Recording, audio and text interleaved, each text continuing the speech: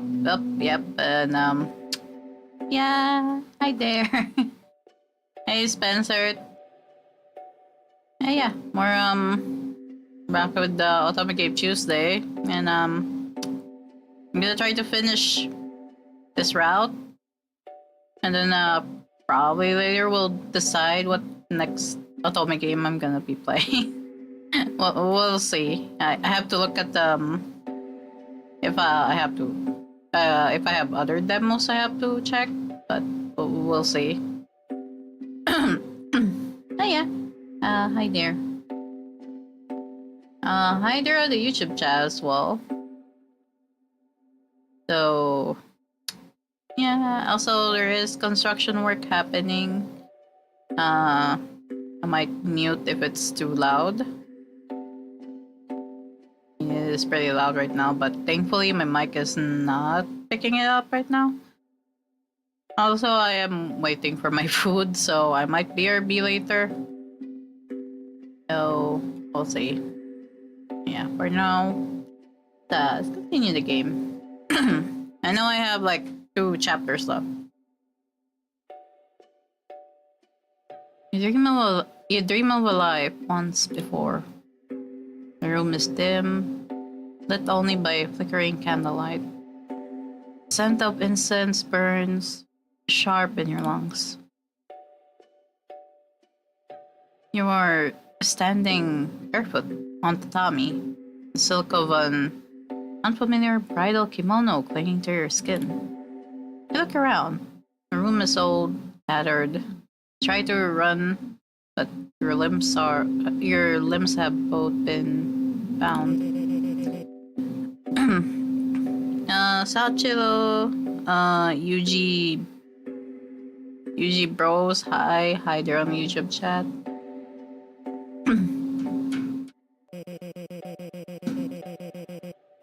Do we actually get to see what happens? Everything ends. The curse, the suffering, it all stops. Finally end what we started. Where am I? Where's... You really don't know me? You don't know any of this? I was taken here in the middle of the night, dragged out of my home and dressed in this ridiculous outfit. I know you people are part of my mother's group, but I didn't consent to any of this. So, please, let me go. Unfortunately, I can't do that. For both our sake. I don't understand. Please, just let me go.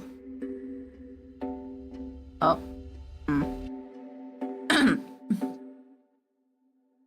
His voice cracks, echoing against the paper walls. Don't you remember? The riverside? You said if we met again, you'd accept the proposal.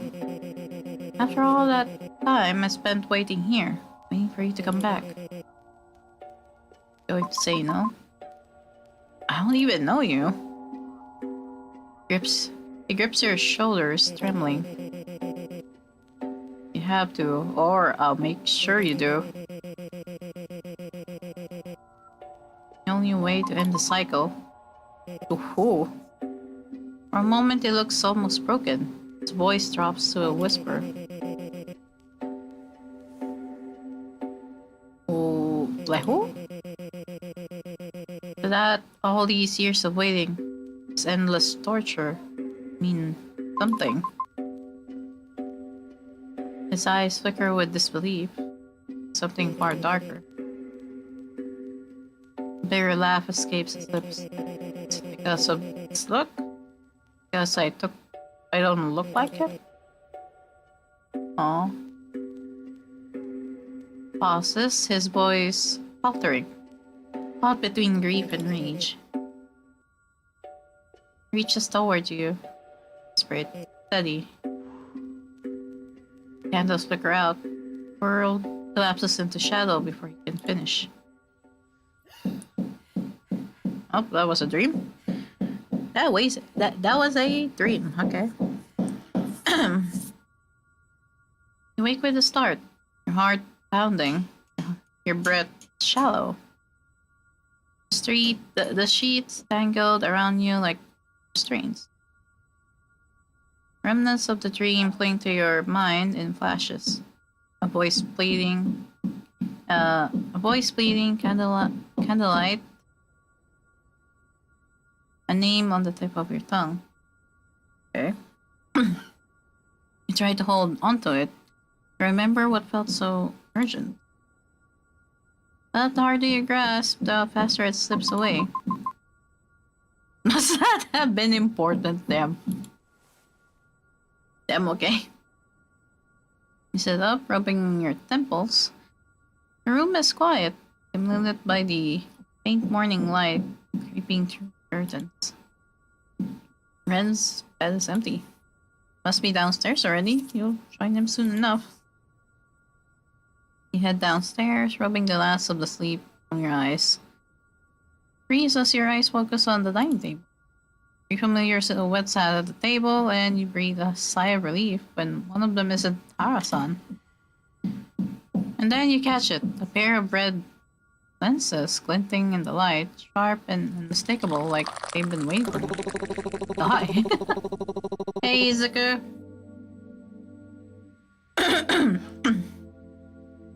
I guess Haruka is gonna be here as well. I mean, we did learn in this route that he did get involved in any other guys' route. He was just like a background character. He was helping. You're like, okay, I think you're taking a nap. So yeah, have a good nap. So my food is on the way. Oh, my food is on the way, so I'll be right back. Go look at Haruki for a bit.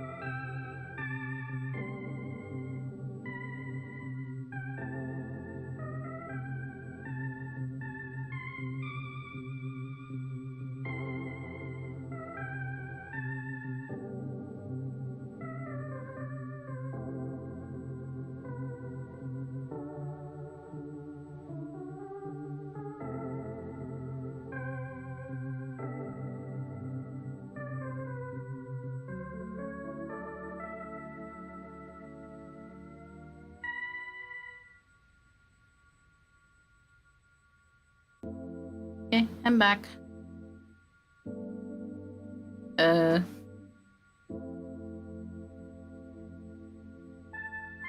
Back eh.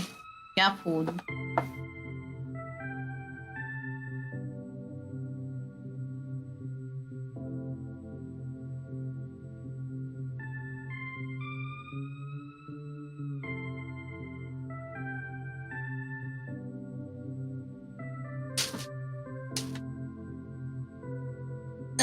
Okay. That also means I won't be able to read as much, so... E.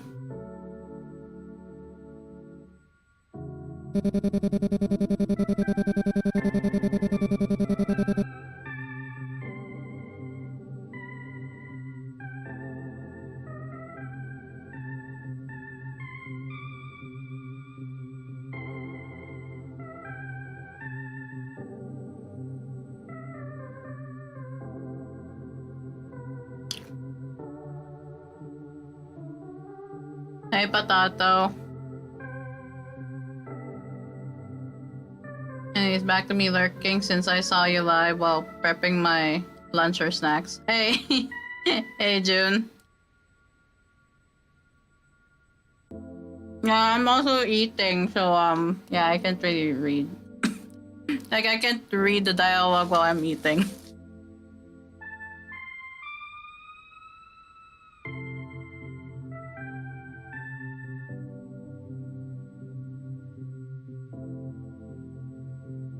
Just enjoy your foodies. Yeah, thank you.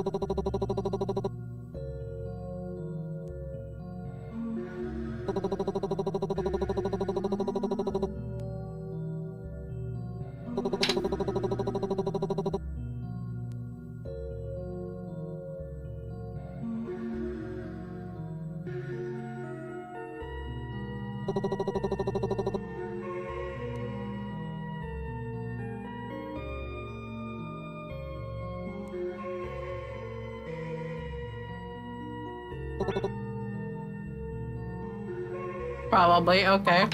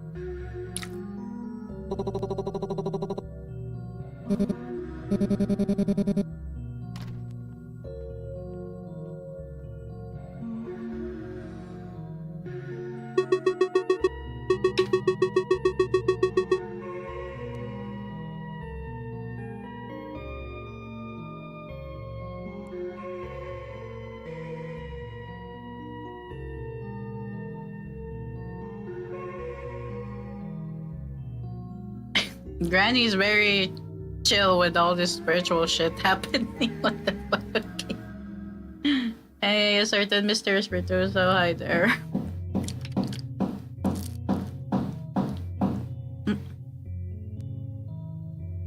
Let's not go without them. Let's talk to Ren a bit more.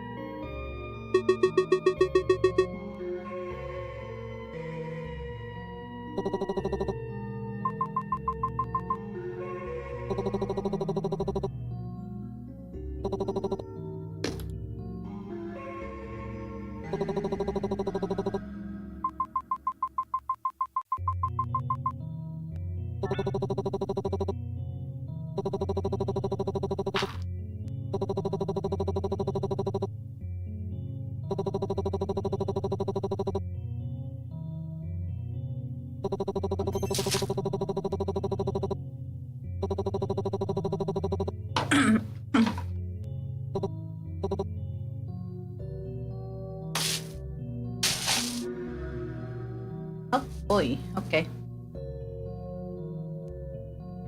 Okay.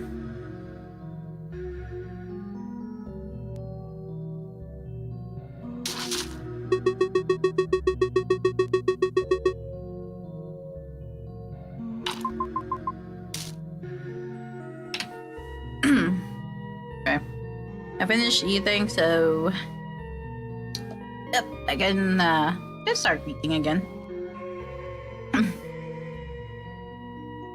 Rennie pats her arm gently, forcing a small smile. Oh well, you'd better head to work soon. The trains will get too packed if you leave any later. I think I'll stay home today. The events from the past few days have left me a little more drained than I expected. Granny!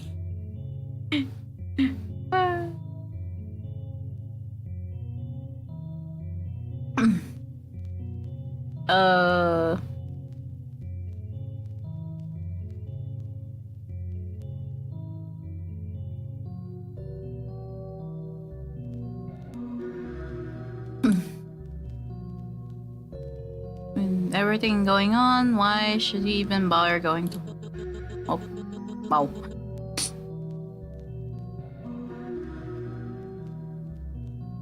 UG Pros, hi.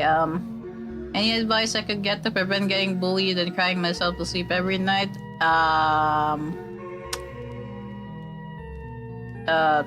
Tell the teachers? I guess?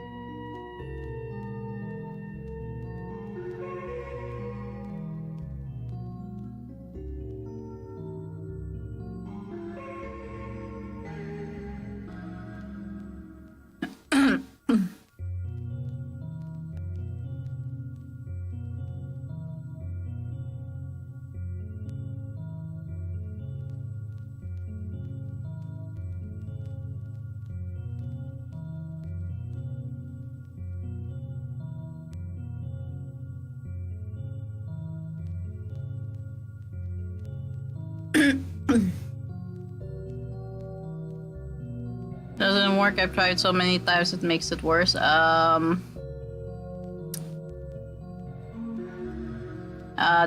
That is a issue for your school, but you know, the best you could do is not mind the bullies.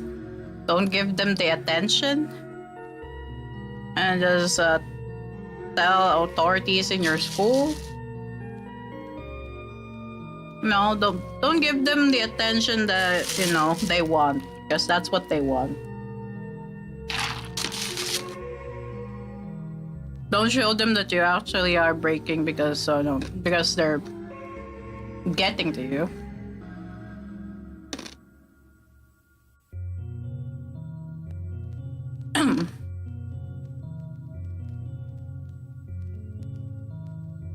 Instead, focus on like making friends, surrounding yourself with friends who actually care about you. Don't focus on the bullies.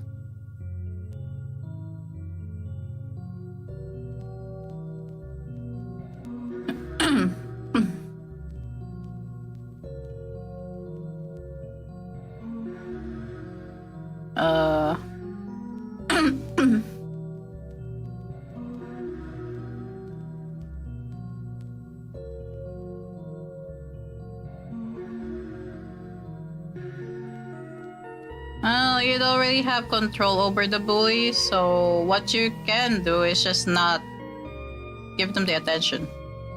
Give attention to your friends instead. No. Surround yourself with friends.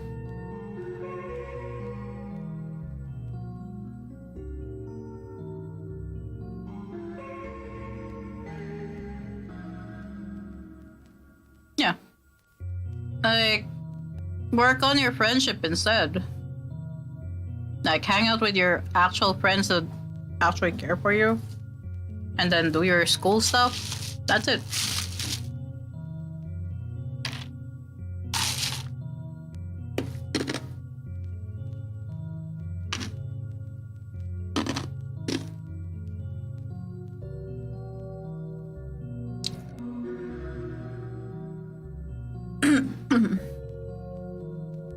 Don't have anything, make some.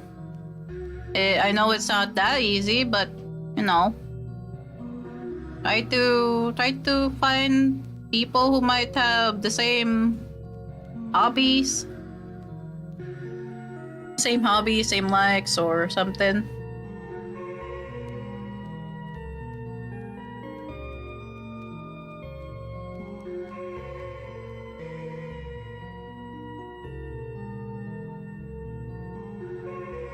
You'd rather not get an earful from your boss, especially now when things are so volatile.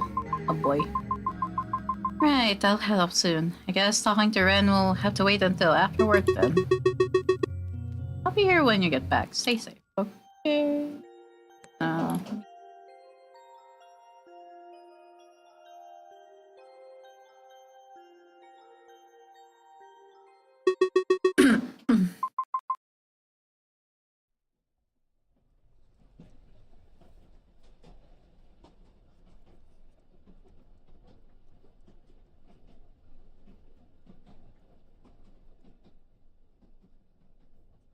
Why don't you have gifting jewels off? What? Gifting what now?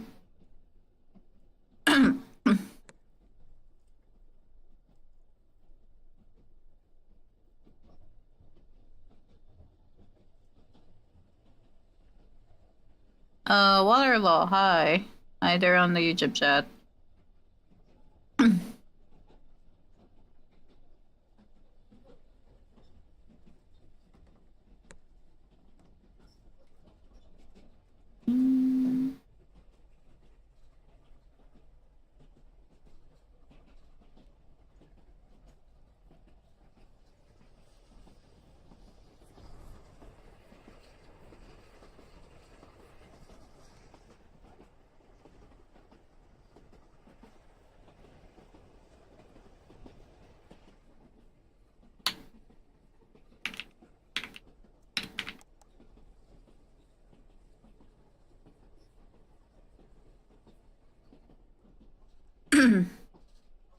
You board the train, squeezing into a corner as the door slides shut behind you.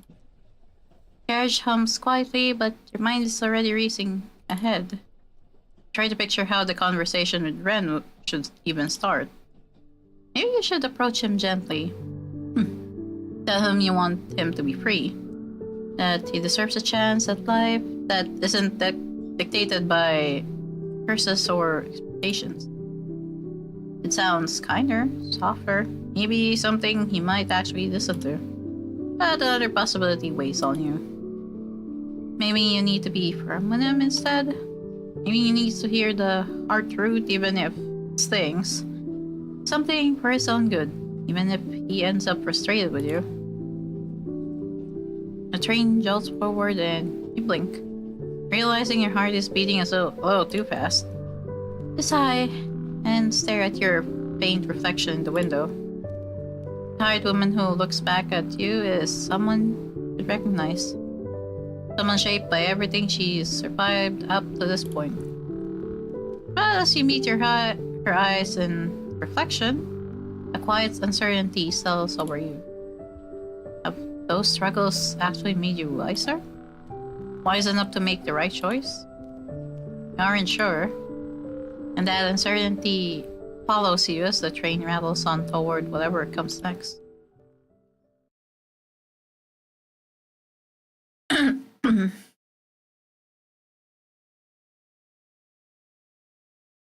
Oh, that's a new background. You head to work. Oh, god, work. The thoughts still lingering on your mind, but only to stop short at entrance. Police cars line the street outside the office. Oh? Lights flashing against the glass walls. Officers move in and out of the building. Tape stretch across the entrance. You spot Ryota standing off the side, staring at the scene with a distant, unreadable expression. Walk up to him. Happening? He stares at the sound of your voice, shoulders jerking up as if pulled out of a deep thought. He blinks at you, confused for a second before recognition settles in.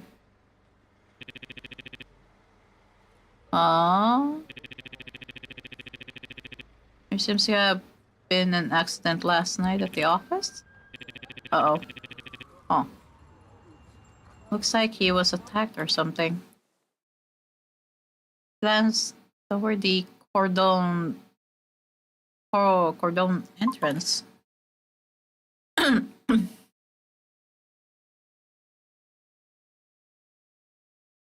Attack? Police won't say anything yet. But they've let us use the other buildings for work, fortunately.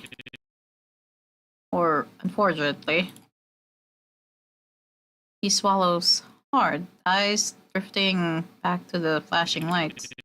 Oh, better head to work. Damn it. Okay, so going to work even though the boss is like probably at the hospital or something. He says it, but something about him is off. There's a heaviness clinging to his voice, something strained and far away.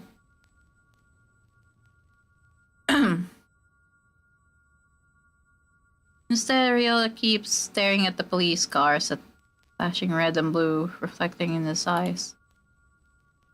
They look focused. They look unfocused, glazed over, like he's seeing something far far beyond the scene in front of him. I wonder if he's hiding something from you. Oh?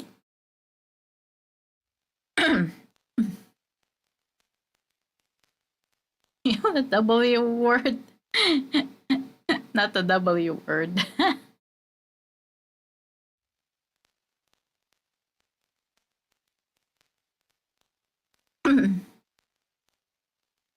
Yota suddenly turns to you, his shoulders tense and his expression unreadable. Forgive me for this sudden question, but you think our boss deserved it? Oh? Be attacked, that is? I mean, wasn't a good guy anyway, always looking down on people, predatory practices. And heard someone cough horrible rumors from the accounting department too. Wasn't a good person, but he think he still deserved to be hurt? Oh.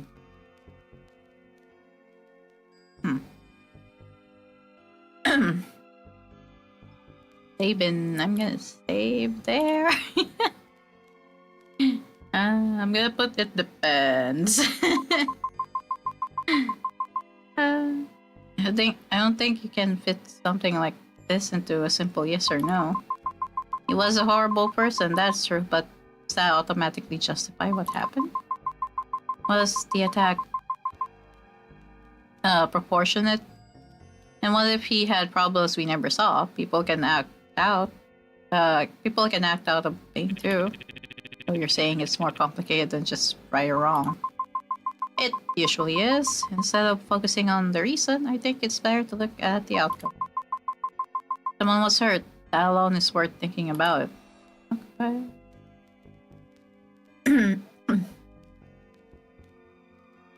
Yota exhales slow, heavy breath as if your words settle somewhere inside them.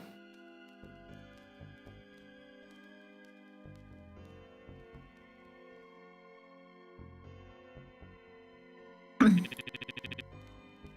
understand. Thank you. Then, how about this? Someone did something they thought they had to do to survive, but ended up hurting someone because of it. Think any reason could justify that? Huh. Hey, why are you asking this now? As us?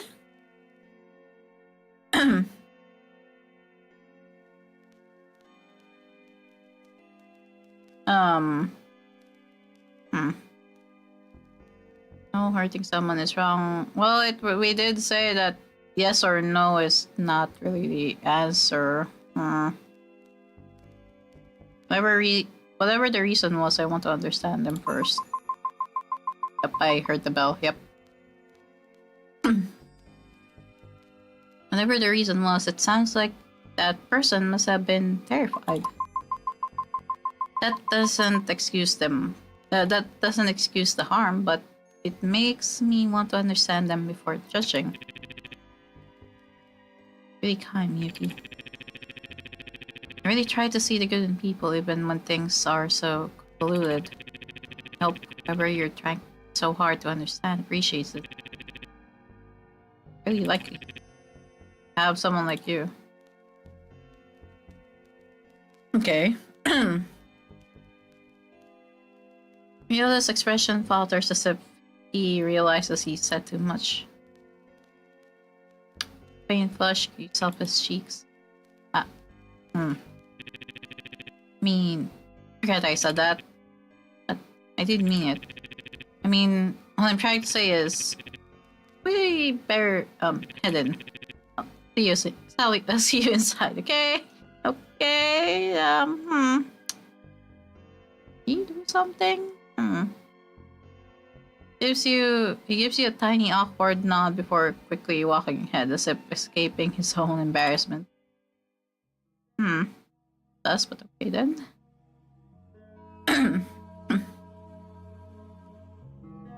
The day passes surprisingly smoothly without your boss's constant nagging. But the office isn't quiet. In here, he was found in a really bad shape. He said his throat was practically crushed. Because you got strangled. And someone out there really hated him. Honestly, maybe whoever did it is kind of a hero. At least we get one peaceful day without his yelling.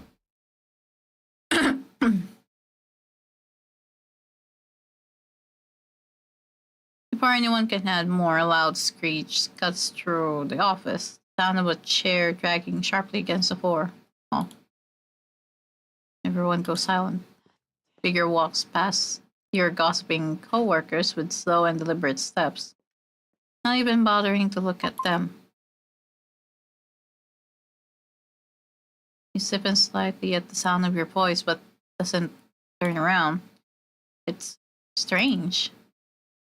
He's normally so composed.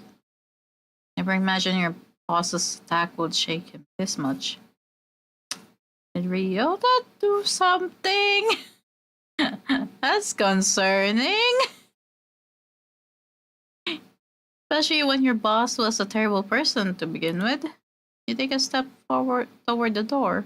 Follow Ryota. But your feet stop on their own. You even ask him what's wrong? Feels like it isn't your place anymore. Things between you and Ryota are still strange.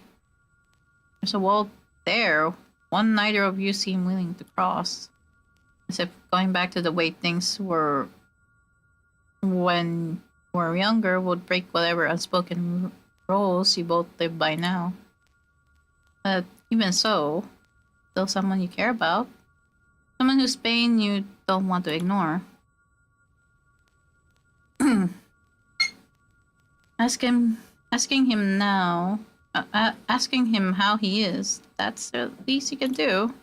Or maybe one thing you should do. Okay. Yes.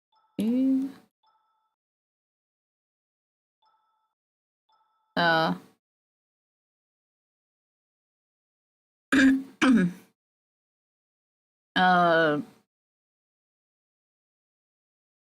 Soido? Hi there in the YouTube chat. Let's go follow Ryota. He weaves through your colleagues without a word. Shoulders tight, jaw set. You slip after him, being a careful distance until he pushes open the door to the back stairwell. You stop at the small square window in the door. Through the glass, you see him sink into the steps, elbows on his knees. A long, heavy sigh leaves him, first deflating, as if he's been holding himself together all morning. Then he reaches into his jacket pocket and pulls something out. Gently pulls the door open, but it still creaks loud enough to make him flinch. Ryota jolts, eyes wide, and the things in his hands spill across the stairs. Tiny pass of confeito candy scatter, bouncing and rolling between the steps. Stares at them. You. Okay. What are you doing here? To find you. What are you doing here? Leans down to pick the candy up one by one. Quietly, like he's buying time rather than cleaning up. It's nothing. It's just been a busy day. I just need to clear my mind in a place where no one's talking. Doesn't look at you when he says it. Just keeps his eyes on tiny candies in his palm. As if they're the safer thing to... Okay.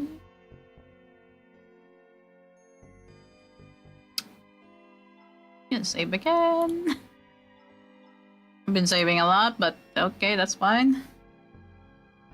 Let's wipe him a bit. I mean, we do want to know, so I guess we pressure him a bit.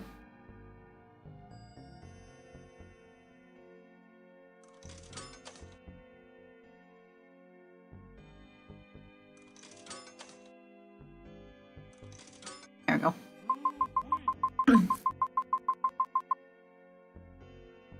No, we haven't been as close as we once were, but I still want to be here for you. If you want to talk about what's bothering you, I'm all ears. Ryota hesitates, glancing down the small candy in his hands. His fingers nervously rolling it between them. Something happened last night with your mom. She called me out of the blue and offered to help me with a big problem I was dealing with, but she said that I had to do something in return. Uh-oh. He hesitates, looking away. He always does this. I'm grateful for her help all these years, but it always comes with conditions. Can't say, but the significance of what she made me do, but I know, knowing her, it's something tied to that organization. I don't know if I made the right choice, but the problem's gone. I've felt so free. He did something to the boss. He did that to the boss. Oh no. And it doesn't feel right to be happy about it after what it cost. I can tell you all the specifics. Oh boy. But I just don't want to feel so miserable about it anymore. He hesitates, unsure what to say. You know, your mom still holds some sway over Ryota. It's clear he's struggling under that weight. So you want to reach him.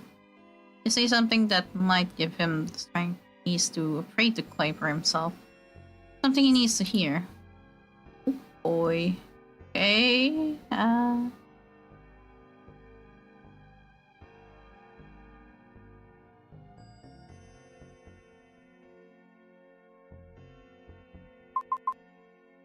It's alright. You don't have to face her alone. I've dealt with her tricks too. I've made choices I regret because of her. At the time, it felt unbearable, but it was easier because there were people there with me, even if just hello. Yoda's head lowers, his fingers twisting together in his lap.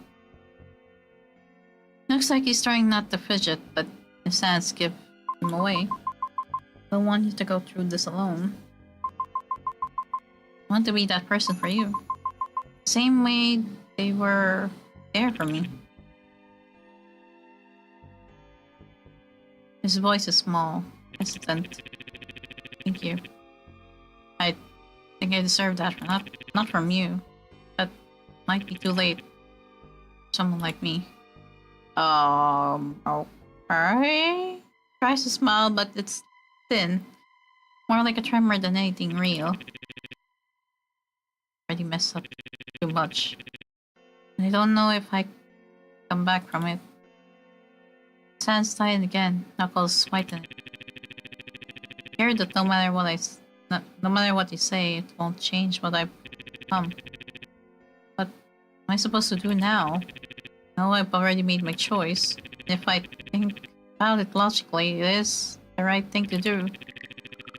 But then, why do I feel so miserable? That you're a good person? You feel miserable because you're a good person, Ryota. There's nothing wrong with having empathy or regrets. Trying your best with what you have. From my point of view, it just looks like someone took advantage of your kindness. That's insightful, Miyuki. Ryota lets out a slow breath. The edges of his expression softening. Thank you for listening to me, really. I think talking about it helped me more than I expected it to. It's still a mess in my head, but it's a little clearer now. If you ever need to talk, I'm here. Anytime. You know you are. And that's why I don't want to overstep. You really deal with so much on your own. I don't want to add more to that. I don't want to be another thing you have to carry. I just need more time to think. Sort things out properly. His voice quiet, steady, but tinged with something you can't quite pinpoint. I wish there was an easy way through all of this, but there never is, huh? So, thank you for being here. It means more to me than you think.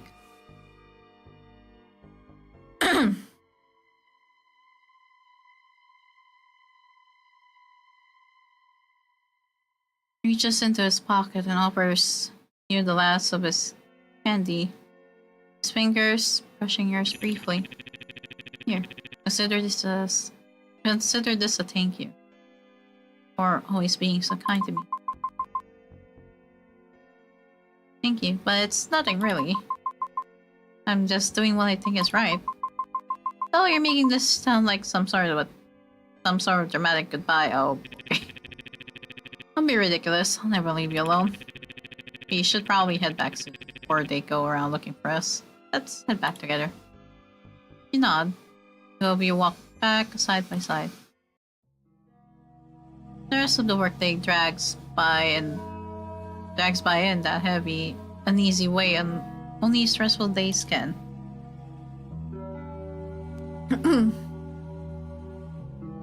Every so often, a pair of policemen walk in, their presence instantly stiffening the room. They go around questioning your co-workers while your boss. Her voice is low, pens tapping against the clip notepads. No one looks comfortable. Everyone pretends to work harder than usual. Thankfully, they don't approach your desk. Keep your eyes on your screen, pretending not to listen, pretending not to care. Not that you have anything pleasant to say about him anyway. If anything, it's probably better they didn't ask. Are you heading back to Ryota? I would, but I still have to wrap up a bit of things before I head back. Doesn't help that the guy in charge is out of commission. You'd think my workload would decrease. Hang in there, Ryota. I'll see you tomorrow. You soon. Okay. Concerning? Check your phone, hoping to receive a message, a call, or anything from Ren, but notifications remain empty. Just a message from your horoscope app. Today will be a challenging day. Remember to use your wit to outsmart any opposing threats. Vague and unhelpful, but much like any horoscopes. I'll probably head back at 11:30 p.m., which means I have a few hours to find Ren. Where should I even start? Maybe I should look around town. Ren is bound to be somewhere. I know where he is. Knowing this game, I know where the guy is. But I'm gonna say before that.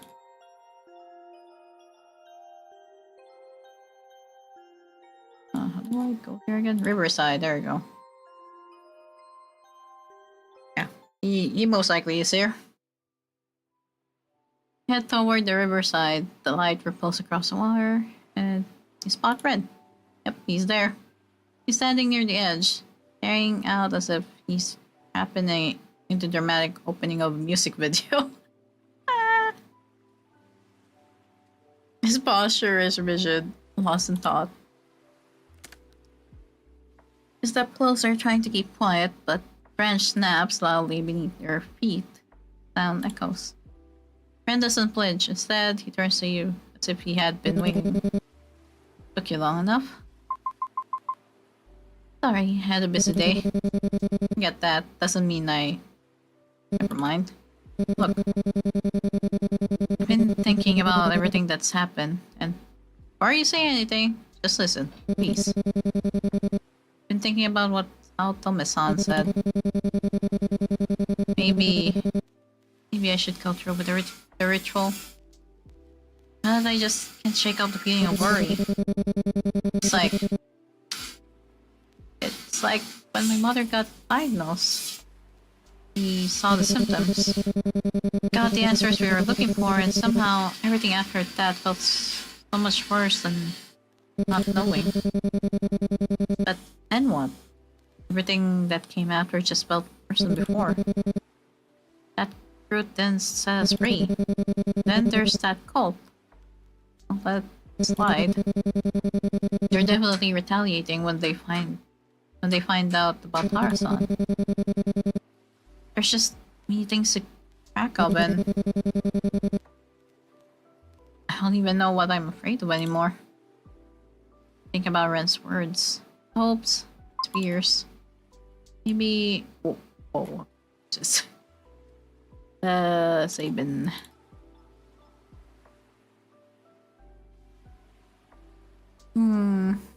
Afraid of the truth. You don't have to worry about what you're afraid of. You're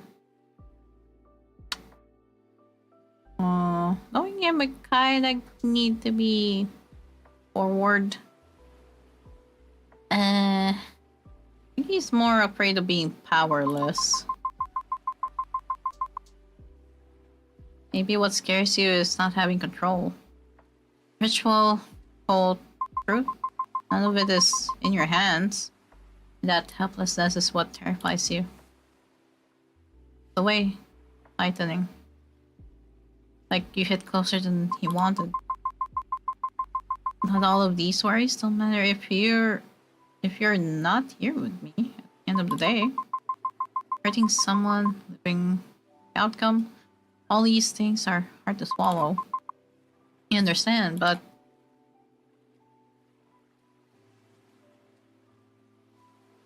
no, not the second one. I think it should be first option. It's okay to be scared of what's to come. Okay to be scared of what's to come. I've been terrified all my life. Even now, I'm so scared and anxious of the future. That no matter what happens after the ritual, if Harasan resents you for it or retaliates, we'll face it as a team. I'm scared of the future. I'm scared of the future too. Future I can't control. A future that could fall apart no matter what I chose. But even so, it's still mine. And you deserve that too, Ren. Future that belongs to you and no one else. That's mine. Something to look forward to, yes. I know that the right answer is... I know what the right answer is. I know what needs to be done. Oh, it's... Just... Hey, Bunny! Hey, Bunny Q. Hi. Welcome to the stream.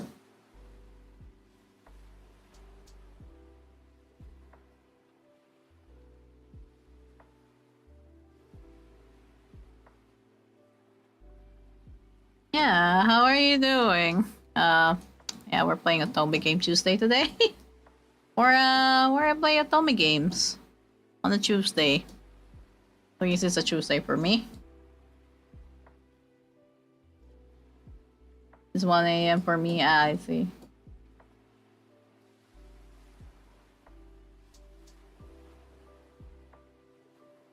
I'm gonna sleep soon. Oh, okay. But thank you for dropping by, though. Yeah. Thank you for dropping by to say hi. Show my support. Thank you. Yeah, thank you. If you need to go sleep, yeah. Sleep good. And yeah, you have a good night, Bunny.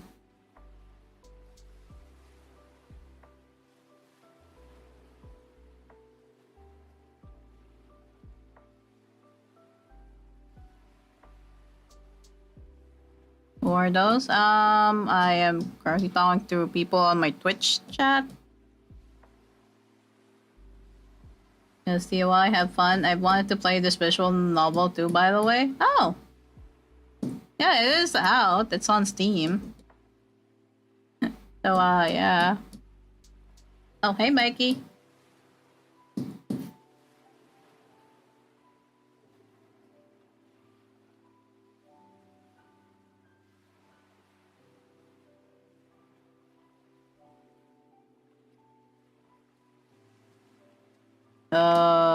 By the way, for Mr.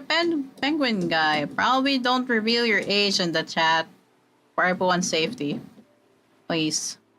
Not.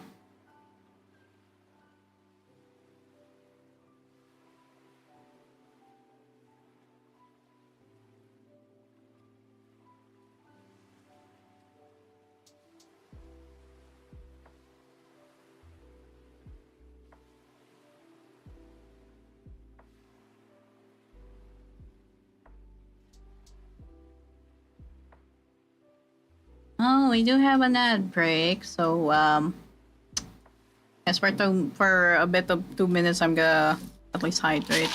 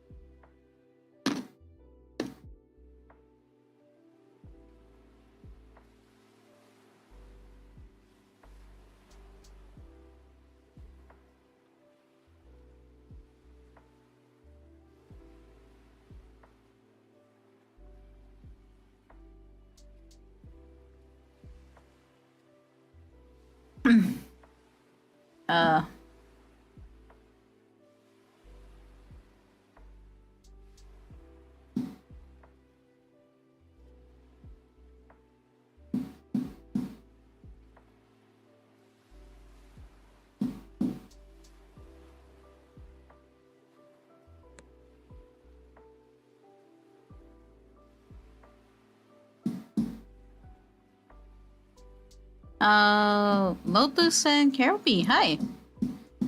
I love your VTuber, thank you.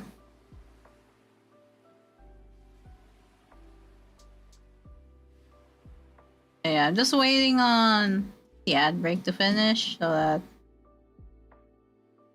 at least people in the Twitch side who are under ads break will not miss anything from the stream.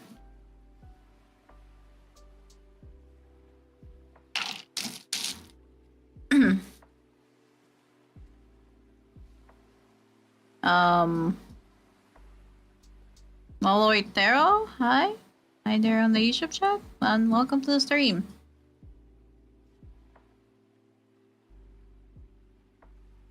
Ad break should be all good, and hopefully everyone in the Twitch chat is out of ads jail. Or if you did get ads, yep.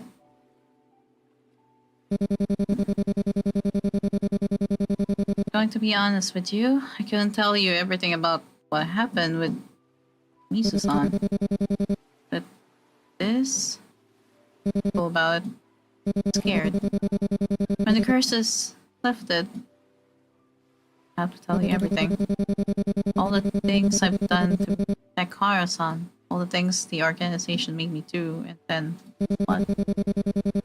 I can't. I don't think I can handle you. All people were sending me. One. No, I need you to reassure me that you won't hate me after. I want you to see the real me. Accept the real me, but that includes all the ugly parts too. If you can do that, then maybe I won't be so afraid. Of course, that's okay.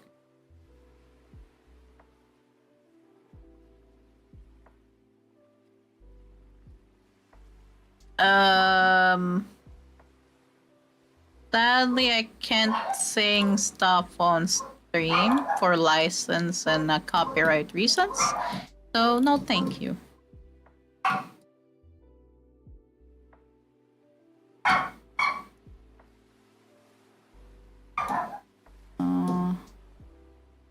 Okay.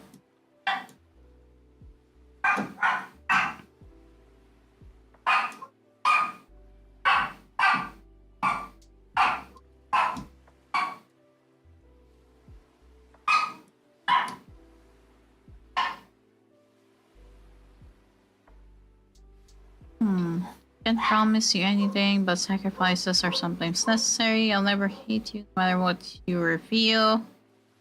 Can't promise everything. Oh, okay. We just tell him he's a good person?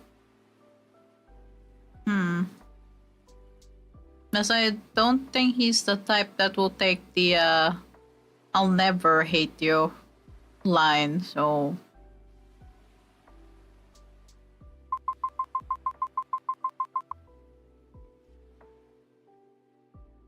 I can promise everything, Ren, but I know you're a good person. I can promise that I'll never hate you. That won't be fair. But I can tell you this. I've seen how much you care, how much you try to protect people, even when it hurts you. If you choose to tell me what happened after this, I'll be grateful. Not because I expect a certain answer, but because you trusted me enough to share it. I can't promise perfection, can't erase past, but I can promise sincerity. Sometimes that's enough for me. No, for us, move forward. Me. Enough about me, what about you? Aren't you frustrated? Being dragged into all of this, into this mess? What will you do? What will you do after all this ends? Okay, another set of choices. Okay.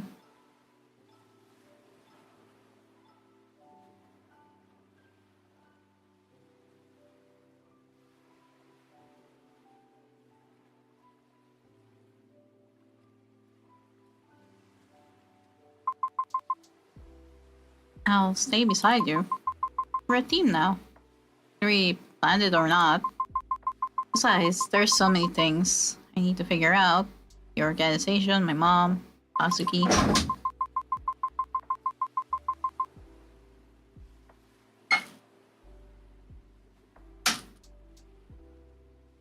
And someone or something is pulling the strings behind all of this.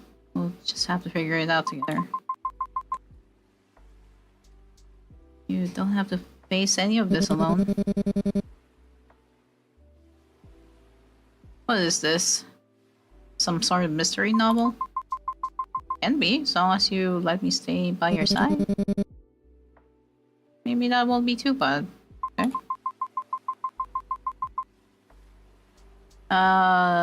Lewis? Hi here in the YouTube chat. You know, someone I know who's been struggling with something too. Won't tell me much, but I'm really thrown by it too. The only thing I could do was talk to him. With him. Maybe that's the only thing I can do with you now too. Can't solve your problems, I can't make the aftermath easier or erase what you've done. But he told me something really valuable. He said that whatever decisions we made, whatever regrets he carries, they pale in comparison to the simple truth.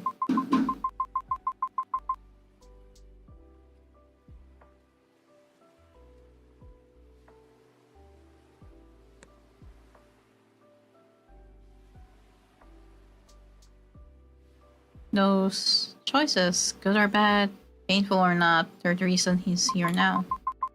And because of that, I'm glad he's here.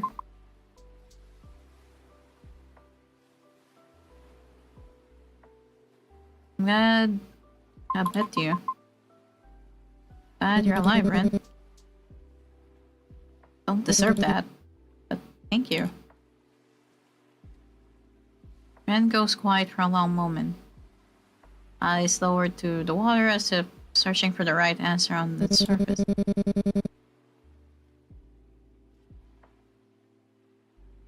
I've thought about what needs to be done. Not to run away. Not this time. Give me until midnight. Be back. Promise. I'm glad I met you. And from now on, every decision I make will be for you. Okay. Okay then. The words linger in the air, sweet, heavy, terrifying in their honesty. Promise, I'll be back. Okay?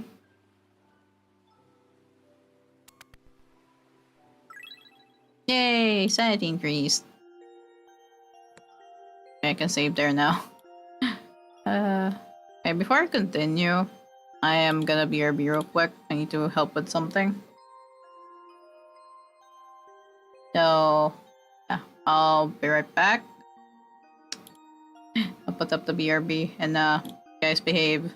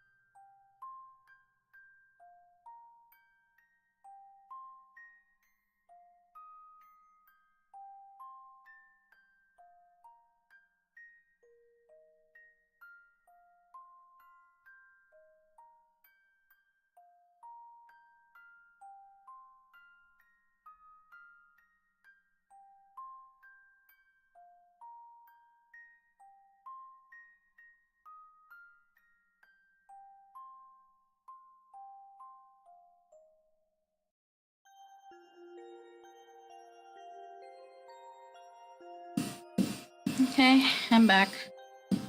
Oh, hey, Jason.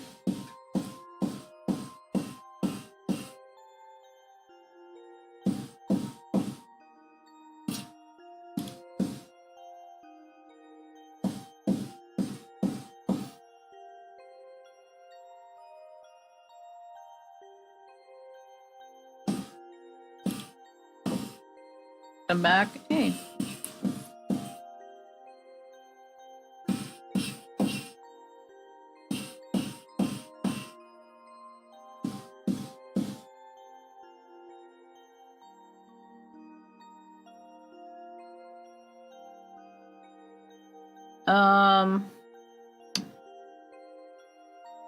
Mr. Penguin Guy, if you're still here and you hear this, I'm giving you a warning.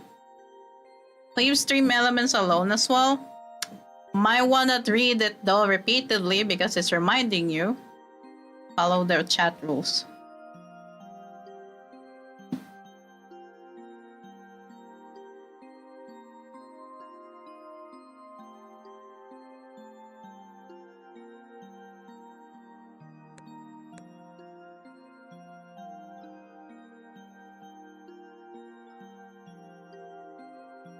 Okay, me. Where is the sweet shop? Sweet shop.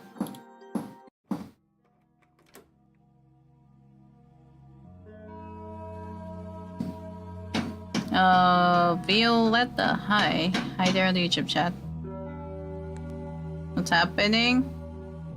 As you can see, someone in chat keeps on beeping with my bot that reminds people to follow chat rules.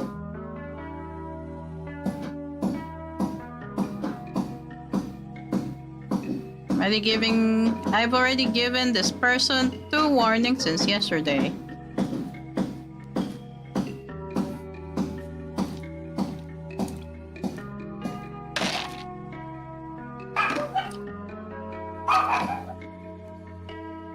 But if you can't follow chat rules, you're not a fan. Just saying.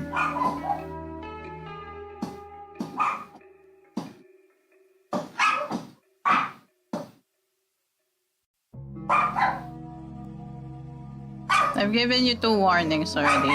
Another one after that, you're forcing my hand to do something now. You mean a nice boss who's not talking much and just reminding us about the chat rules? Yeah.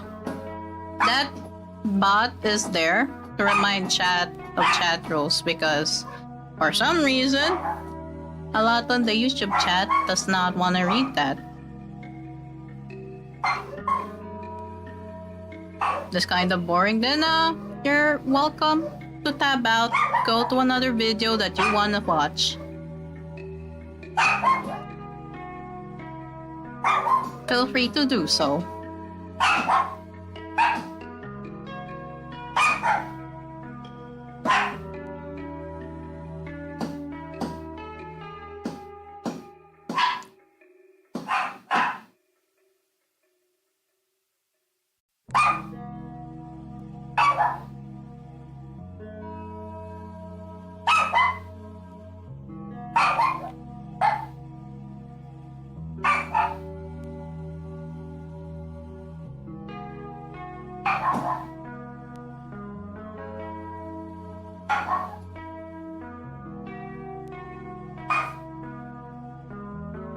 Okay.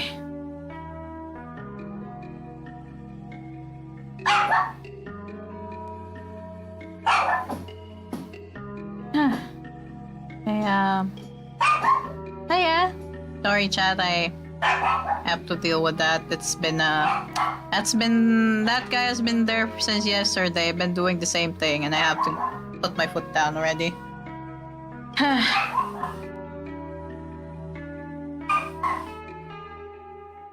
Yeah, they're just doing their work. That's the thing. And I really have to have them there because especially in YouTube, because for the past few years I've been streaming, at least multi-streaming. A lot on the YouTube chat does not follow chat rules. So I have to have a bot there just to do that. Like, I know people probably will not even bother going into the description to read the chat rules, but I want to at least have something in the chat that will remind people that.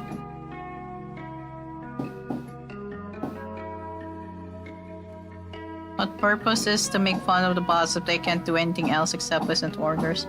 Yeah, like I only timed them depending on how many chats is being sent in chat.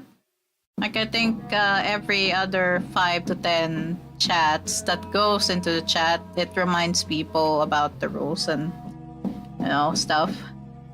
It's random.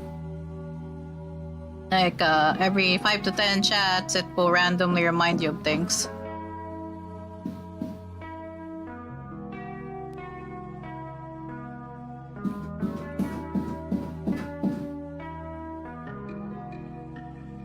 Yeah, like that.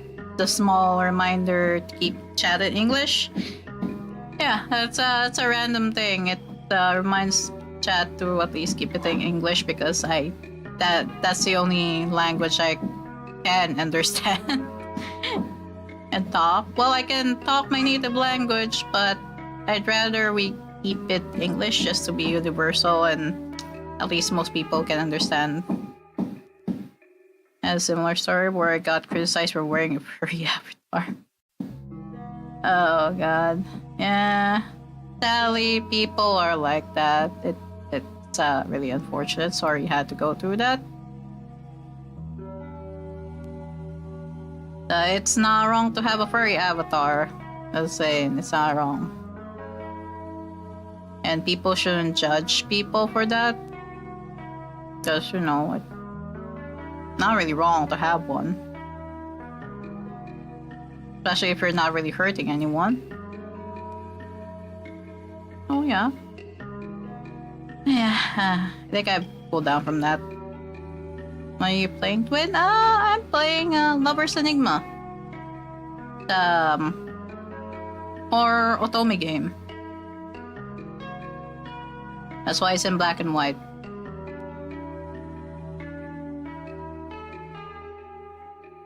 The shop smells faintly of incense when you return. Granny looks exhausted, but alert. Sleeves rolled up like she's been fighting a war all night. Damn. You're back. Arasan's been active more than usual. A deep animalistic scream echoes from behind the wooden wall. His fists banging loudly against it. What the fuck are we even doing to the old man? Keeps telling me to let him go. But don't worry. Keeping him at bay. Damn, Granny. Okay. Love game. Hey, it's a love game. Hey. You adjust her apron, calm as ever, though her hands are trembling just slightly. Go rest, my dear. I'll alert you when time comes. Okay. Damn, Granny doing work. Damn. What are we doing with him at this point? Okay, Granny doing work, I see. Okay then. Good to know. As you rest in your room, the sounds hit you. Soft shuffling coming from outside. Footsteps? Faint, familiar presence? Could be Haruki returning from whatever ritual prep he's doing, or Ren finally returning back. You wonder what choice he'll make later. You lie back on the bed, staring at the old wooden ceiling. Your thoughts surf in circles. What's going to happen tonight? What might change? What might break? Tell yourself things will stay the same, but you know better. Change is inevitable. Whether you're ready or not. Your hands tighten around the bed sheets. You hope it won't take everything from you. Not again. Time slips by in a slow, heavy crawl. Granny hasn't called for you yet. There's still a little time before the ritual begins. Silence fills the room, thick and expectant. Just a little time left. What do you want to do?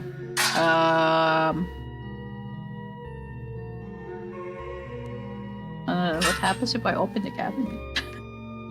Why is there an option to open the cabinet?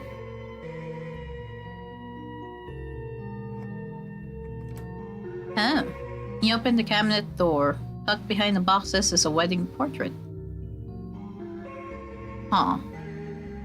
Granny stands beside a younger, bright-eyed Hara-san, smiling with a hope so sharp it almost hurts to look at. So I was right. Granny was his wife. Granny was Hara-san's wife. That's why they talk like they're familiar to each other. Looks like a completely different man. Steady, whole, human. A strange weight hulls in your chest. Dread, sadness, despair, or something you don't have a name for. You're mourning a marriage that isn't even yours. Close your eyes for a moment. Then you think of Granny. Soft voice, her gentle hands. How she cared for you after Kazuki's death when you barely stand to exist. She survived this. She lived through the death of a personality still trapped inside the same body. She lost someone who was alive, and somehow she kept going. Maybe if someone like her could go through something like that, maybe you can too. Place the puller back gently, closing the cabinet door with a quiet click. Hey, sanity up. Sharp knock jolts you upright. Annie's voice comes from the other side of the door. Oh boy, it's time.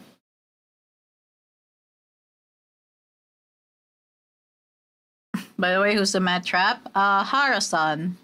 He's an old man that has been being controlled by a cult.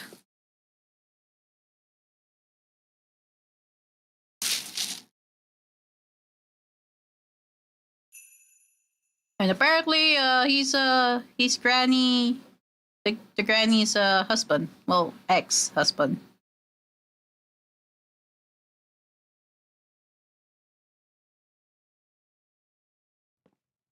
Oh, here we go. You head downstairs. Haruki is already there, sleeves rolled up, scattered talismans glowing faintly on the table beside him. Jenny stands beside him, jaw set, eyes tired but determined. And Hara-san.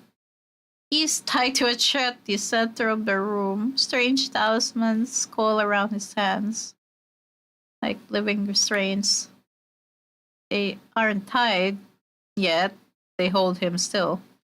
He looks furious, teeth gritted, eyes full of something you're not sure you want to understand. The moment he sees you, he glares, his whole face was with rage. Haruki breaks the tension instantly, waving both arms like you've arrived at a surprise party. Okay.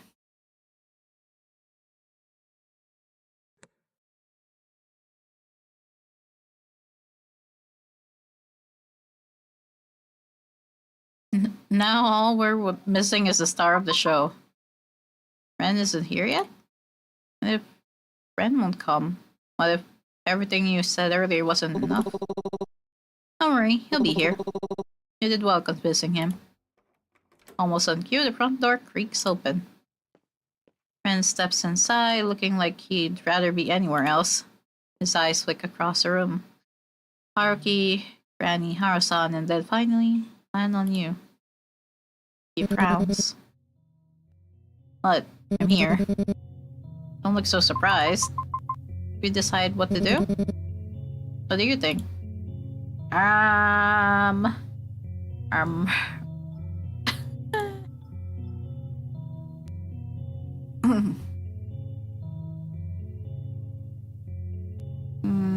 should perform the ritual, you shouldn't perform the ritual. It's your choice, Ren. I'll support whatever you decide. Yep. Thank you. I made my choice. And what decision is that? Ren gives him a look before turning back to you. I've thought about what you said. The riverside. And a bunch of other thoughts on my own.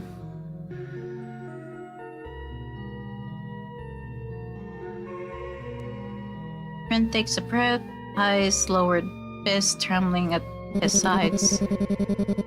Yeah, something needs to be done. I know that. I'll do the ritual, but I'm not taking Harasan's power. Fortunately, that might not be possible. The ritual has to take his power. That's how we break the curse. That's the whole point. And after I break it, I'll give him my own. Ren. That just make the curse back? Well, it'll temporarily break it. But once Harasan gets his power back, it's up to him to do what he does with that power. And scoffs on his breath. Fine. Whatever happens, then happens. Okay. Okay then. He steps closer to the table. Jaw tight. I'll take that moment. After the curse breaks, tell you everything, or I give Harasan the power. Are you sure? You don't know what will happen if he gets his powers back. You don't know how much control he'll have over you. You know? It doesn't make sense. I know it's stupid. But that's how I want to pay him back, even if it's selfish.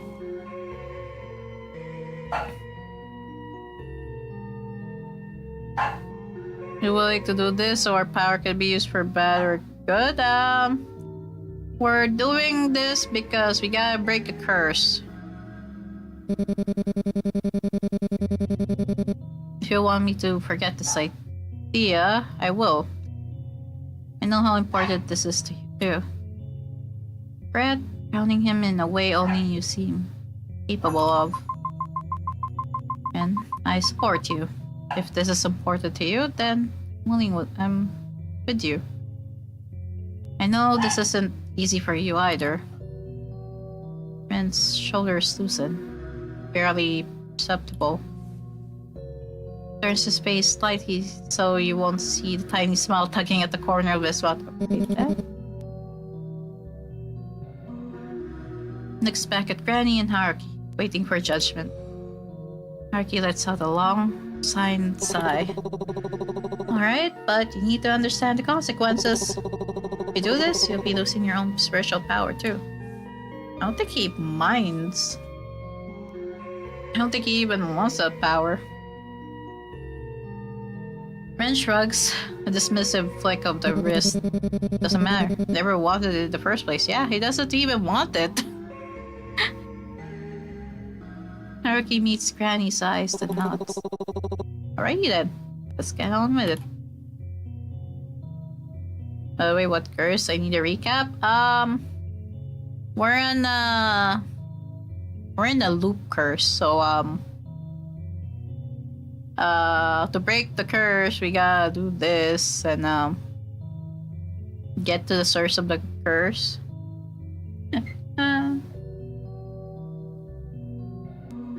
So our lives has been looping for generations, and yeah, gotta break that curse somehow. That's bad. Yeah, it is. You'll see if it goes the same that I know it did with the last route I went with. You'll see. There's some scary shit there.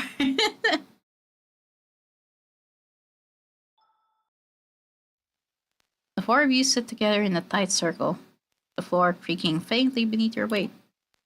Harasan sits at the center, bound and silent, his earlier hostility simmering into something unreadable.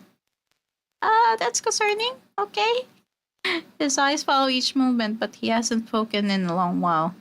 Not since the arguing stopped. Alright, let me explain how this is gonna work. And rummages through his pouch and hands each of you a talisman. Oh, here we go. This is a failsafe. If anything goes wrong, it'll protect you. So don't drop it. Don't lose it. Don't eat it! Who would even eat the talisman? Just, you know, keep it on you. And on with it. Is it like same day loop? Not really. It's like years upon years of loop. Centuries of loop. And if you're hungry... Why?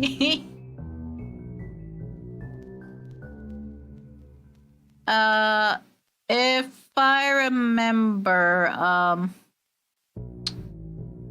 the loop is triggered if any of the most affected people die. Like how Haruki here, the guy with the glasses, says, when he dies, he starts from day one again. And he remembers the loops.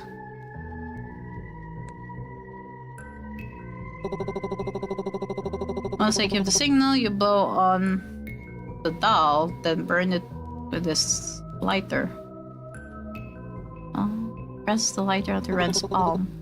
Easy. Piece of cake. Easier said than done, but okay then. Ren stares at him, unimpressed. Yeah, totally simple. Why didn't I think of that? Sorry, didn't mean that. Continue. Haruki grins, unbothered, then turns to you with a more serious expression. You, whatever you do, don't listen to any voices, okay? Okay. No matter what you hear, don't let anything distract you. Okay, then. Just focus on the ritual and channel whatever energy you can. Ren, you are important in this too. You nod, though uncertainty twists in your stomach.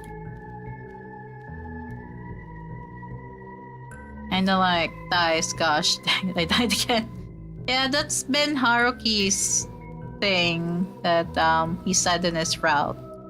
He remembers every loop he went through. Surprised the guy isn't, you know, batshit crazy. I mean, he does say crazy shit, but you know what I mean, like, yeah.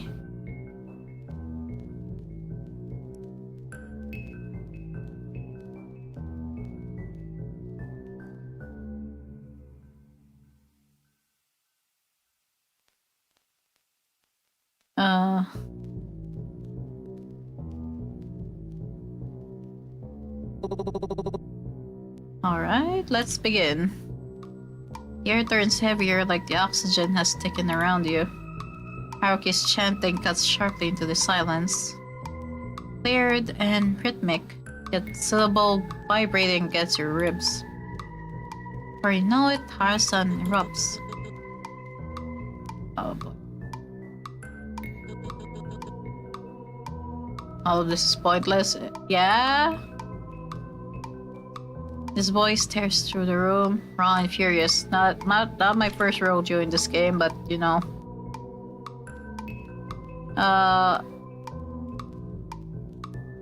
Michael Lothar, hi. Hi there, the YouTube chat.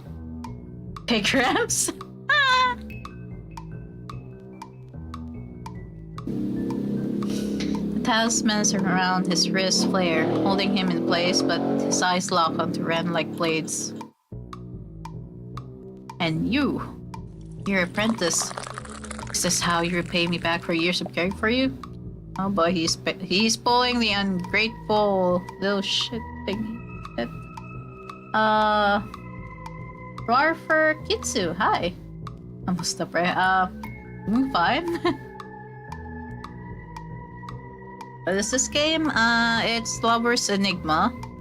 It's a horror otome game. Yeah, and I usually play this on the Tuesday, so yeah, you can call me Kitsu. Okay. Oh yeah, hi. Welcome to the stream.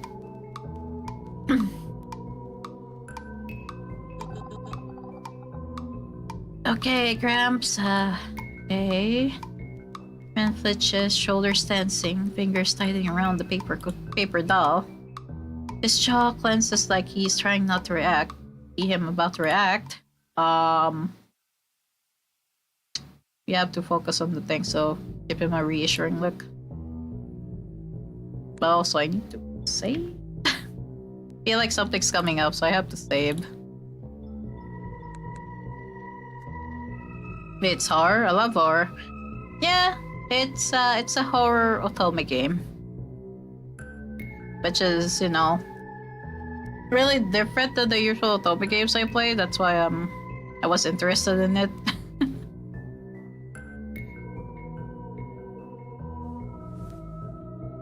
Shake your head, giving him a reassuring look. Don't let him get to you. That's exactly what he wants. Go give it to him. Your voice is quieter this time, though not lacking the control you previously never thought you had. Thank you for the hydrate. Sounds fun? Yeah, it is fun. Oh, you're barking.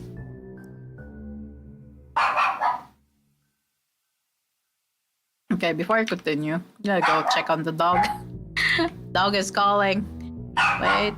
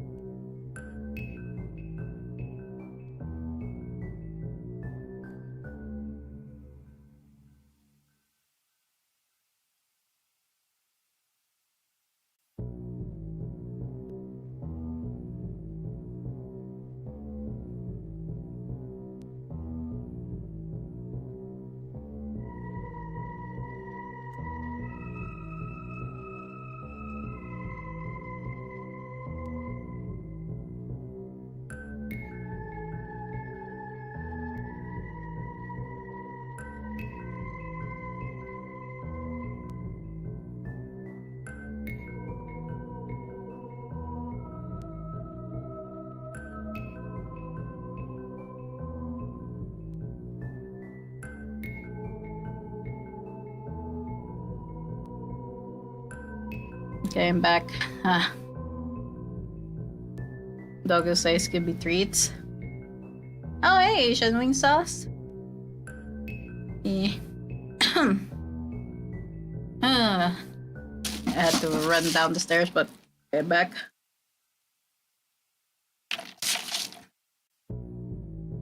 Oh.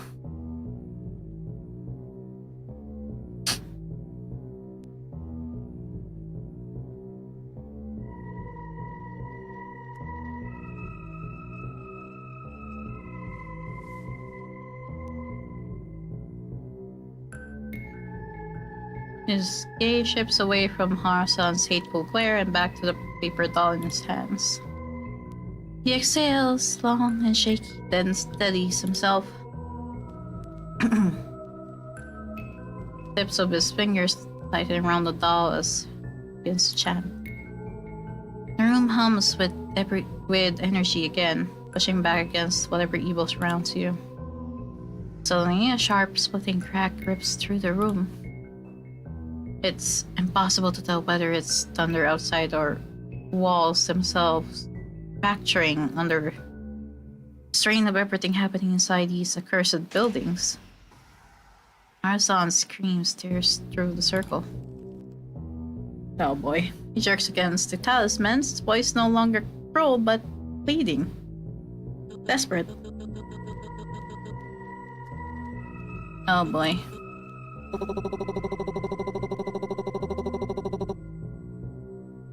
I'll tell you when, okay? Okay. I'm gonna save again. Save here.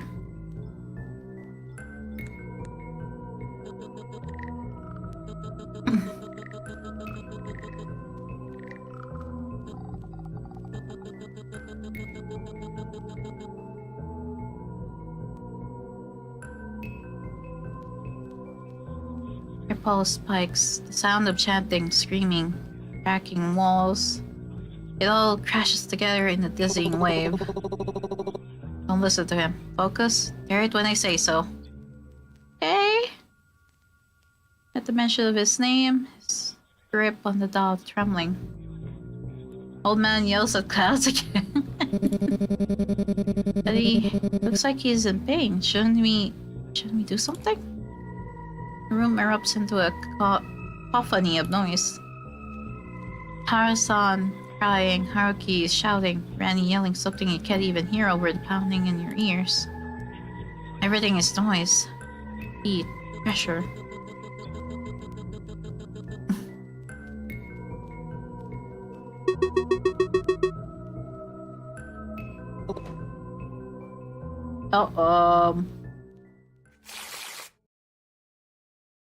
You rip talisman so hard the paper snaps like a whip, the force jolting your arm backward.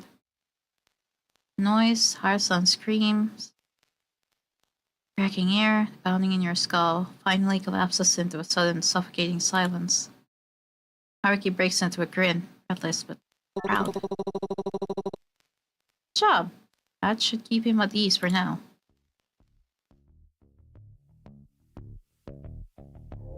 I want to ask who he means, but the answer chills behind your ribs already. Don't dare speak the name. Haruki goes straight back into chanting, sharp syllables cutting through the heavy air. Everything seems to resume its earlier rhythm, but pulse refuses to calm. When that tightness in your stomach, something is building. The energy in the room feels like the moment right before a scream. It begins, a whisper, soft like breath, sharp like a hook. How long have you known him? A day? A week? Trust him with your life. Friends? How do you know Haruki isn't another one of them? Oh. It's whispering. Okay. It's whispering to our MC. Oh no. It's probably using you. Siphon whatever energy you have left. Drain what Kazuki left behind. How unfortunate. So easily manipulated. Chanting spikes, tapping your mind back. Okay, when I say so, you'll hear the paper doll. Stone is brisk, version. Flicks a glance at Ren. They're ready. Ren nods, clutching the doll with trembling but determined hands. He inhales slowly, trying to center himself. Try to follow his lead, but voice presses harder. I don't care about you. Just a vessel. You're irreplaceable. You'll fail Ren just like you failed Kazuki. Watch everyone die and it will be your fault. No. Red shakes. Focus, yes, focus, MC. Focus. Your nails stick into your palms. Alright. Now, hear it. I complete the ritual. Your voice echoes Haruki's snapping. Snapping Ren into motion. There's a paper doll clean in half. Hara-san lets out a sharp, proud grasp before collapsing entirely. His body going limp. And fumbles for the lighter, hand shaking. Sparks catching on the scraps he carried. Flames curl around the paper before he tosses it into the metal bin Haruki set aside. The moment it hits the bottom, Ren rushes back to Hara-san, lifting him by the shoulders.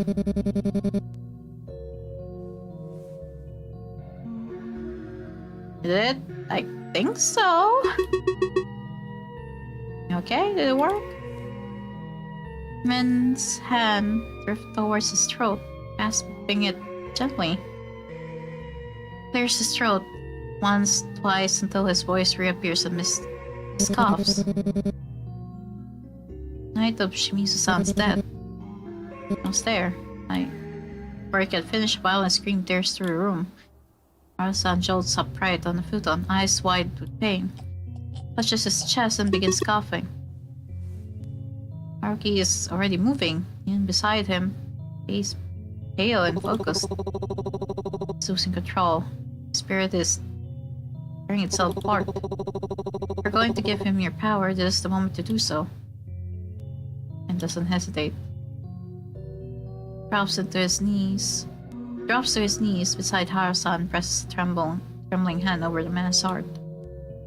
Nothing happens. Well, not visually. No light, no sound, no dramatic flare. But feel it. A deep pull in the air, like pressure shifting around your ears.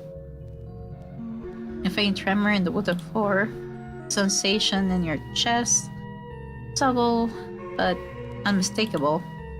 Slowly, Haru-san's breathing evens out. Shaking in his limbs, stops. His body relaxes, sagging against Granny's embrace as the pain drains from his face. Granny exhales shakily, holding Haru-san as if he might disappear. Ren lowers its hand, they're slumping with head exhaustion. All of them breathe out at the same time. Relief, fear, and something unspoken. It hurt? Glance toward Haruki, but he isn't looking at any of you. He's staring at the burning paper, expression tightening, pupils narrowing. Then his eyes widen. Uh-oh.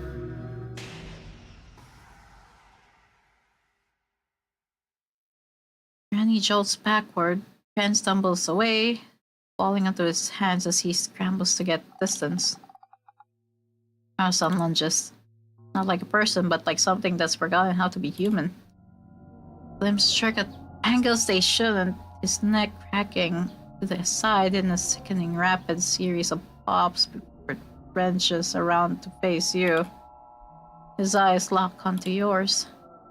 Wide and blinking. Empty. He drags himself forward with a sound that doesn't belong in any living throat. Okay. Well, maybe for the first few times. Okay. Stomach drops. First few times. You don't even get the chance to process it before he speaks again. Now it has gotten boring. And staggers forward despite the fear of twisting his face.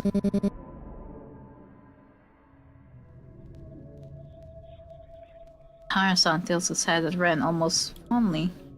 Almost. All of this fuss, all this chatting, all this pointless courage. Just so you could tell her the truth?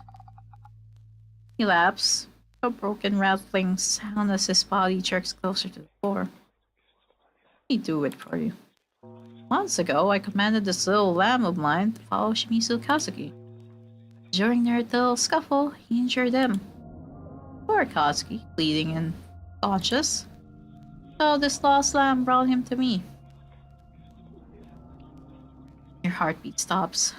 Boy, that's all it took for this. Head snaps toward Ren. That creature to break. Ren's voice shakes violently. Haru-san's body jolts, a grotesque parody of a shrug. It's the truth, little lamb. See, all that effort, all that hesitation, just to say this. Did it for you? Does it make you feel better? And the eyes turn to you. I've been waiting for you for so long. If only you had come to me. Yeah, that's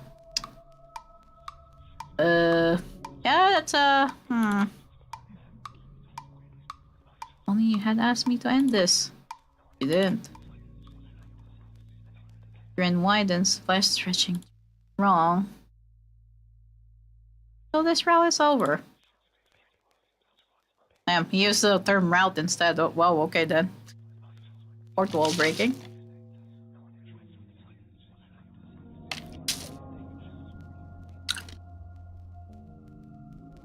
Your voice barely comes out. Masaki. Where is he? Oh boy. MC, please don't. Long deliberate silence. Then, after all this time, you're still thinking about him? Is I ever good enough for you? Is he somewhere unattainable to you? Head twitches forward, teeth clicking as if savoring your head. Guess you'll never find me. Before anyone can say anything else, you bolt out of the building. Ren and Haruki chase after you, their footsteps out behind you. Oh boy. Yep, okay.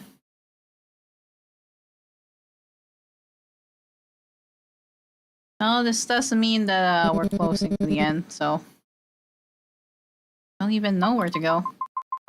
I'll take the train and I'll find where they are. And your steps slow. The adrenaline drops just enough for confusion to hit you like a wall. Where are you even going? Where is there to go? Haruki finally catches up, bend forward and wheezing dramatically. Oh gee, you guys run super fast. Signs of aging.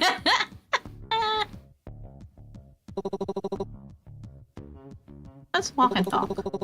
Get to the station, you find your answers there. Organization, you're at the last station. Renjiro-kun will show you where they are. I mean I can, but should we really head there? This is risky, like unbelievably risky. It's a risky mistake. We need to go. It's almost time to confront him. Shinokami. Oh boy. Haruki and Sold. Haruki, how do you even know all of this? Haruki shakes his head. Cannot say. Not my place, but Renjiro-kun knows what to do. But you don't. You do. You know your own strengths. And they'll come in useful at the end of the line. That's where they call this. They are waiting for you and they will follow him without thinking. Ignore them. They cannot hurt you. The real enemy is him and the Omokade. They have been fighting each other for power for so long that now they will try anything to get to you. But they cannot hurt you physically anymore. That was your mom's part. But that is not the point. They will try to manipulate you. They will try to convince you. They will try to twist whatever they can to trick you, but feel better. You have made the right choices so far. You soon arrive at the station. You don't remember tapping in. Maybe you did, or maybe your mind is still tangled in every warning, every reassurance Haruki gave you. Three of you stop in front of the empty waiting platform. Haruki looks between you and Ren. A sob sincerity. Besides, I'm proud of you both. I know you will overcome whatever Hiroshi Nokami throws. Because all he asks are words. Don't let them fool you. You already know the truth. The distant rumble of the driving train interrupts his voice. The doors slide open. You and Ren step inside instinctively. Haruki, aren't you coming? Haruki shakes his head. Cannot take care of the house and the things waiting there. My journey ends here. Oh. He knows. Yeah, he knows. This isn't the route where the MC chooses him, so he knows. He knows he'll die here. Oh, that's sad. Can't do this without you. You can. You will. Two of you carry what I can't. Strengths and weaknesses balance each other in ways that matter more than you think. Juan Liam, hi. I joined the YouTube chat. I can do this. And I can feel it. It's different. You will succeed this time. You're making this sound like the end of the world, you know? Haha. Okay, you are stronger than you think. What happened with Kasuki wasn't your fault. You were a victim, caught in something far beyond you. And even so, you survived your childhood. You survived everything that happened after. You're surviving. That's why I can trust you. Leave her to you. Yeah. After playing his route, it's now sad. Haruki, don't say that. Let's just get on the train, please. For a moment, Haruki looks like he might step forward. He wants to, but he can't. He knows he can't. Then his smile softens into something unbearably gentle. Maybe in another timeline, I would have boarded the train with you. Ah. Sad. By the way, my name is from Philippines. Oh, cool. Oh, yeah, hi. Hi there. Doors begin to close as he gives you one last smile. Aww.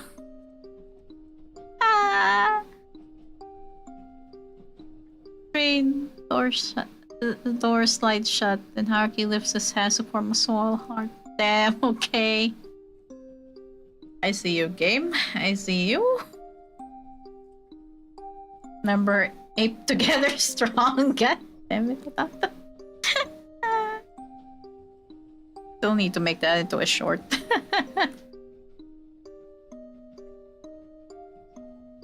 I see that the game is making me sad about him because I've been through his route. Oh, dear God. Just before the doors fully seal, something shifts behind him. Shape. Shadow. Something is wrong. Inches closer to him. Doesn't hear you. Maybe he does, and just not to react. He knows. Yeah, he knows he's about to die. His expression stays strangely calm. Almost like he knew this was coming. Like he's accepting it. Stomach drops. That's sad.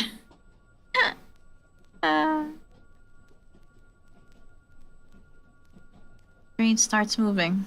Platform slides away. And even with the screeching metal and rushing wind, you still hear it. Snap your head away from the window. Don't want to see. You can't see. You're grateful the train has already pulled far enough that you don't catch anything else. And tries to reach for you. Breathe. Just breathe, please. Yeah, everything in you breaks all at once. You scream. The sound rips out of your throat before you even know you're making it. Your lungs burn, your hands stop shaking. Trying so hard you can't see straight. Arky, he was just there. He was just there, and now he's... Is that really necessary? No, but...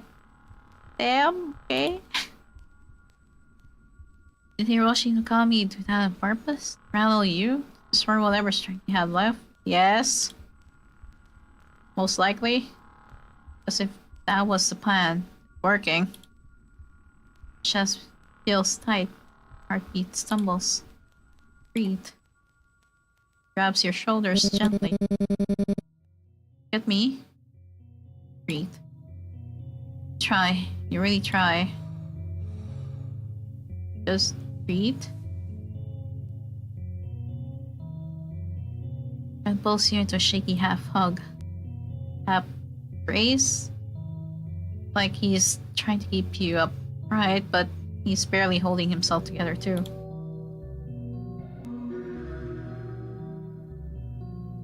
His hands are trembling, his breathing is uneven. He's scared. Just as scared as you. Be fine. I'm here with you. His eyes say it all. He's terrified, but still here. And right now, it really does feel like the two of you only have each other. We've already gone through so much weird, stupid, insane stuff. If we give up now, we'll never know the truth. I've always been afraid of the truth, of what people think of me, of everything. But now I want to know. Need to know. Because this is the future I deserve. And it's the future you deserve too. Hey, I'm sorry. About Shimizu-san, I should have told you. Never kept that from you. Now saying sorry doesn't fix anything. Doesn't do anything, but still cry. Aw. I care about you. Even if you don't forgive me, I want to do this. I want to help you. Be someone you can rely on. Everything after all of this is over, I hope we can get to know each other. Real us, not the scared version of me, not the confused version of you, just us. So, yeah, fight now, no matter how scared we are. Takes a shaky breath, nodding to himself. Let's see this through together. You force your legs to work, pushing yourself up, even though your whole body feels like it's made of glass. Friends, right. He's right. Come too far to crumble now. Ren, for Kazuki. Haruki, for everyone who's supported you so far. For you. Have to fight. Okay, before we do anything, I'm gonna save just in case.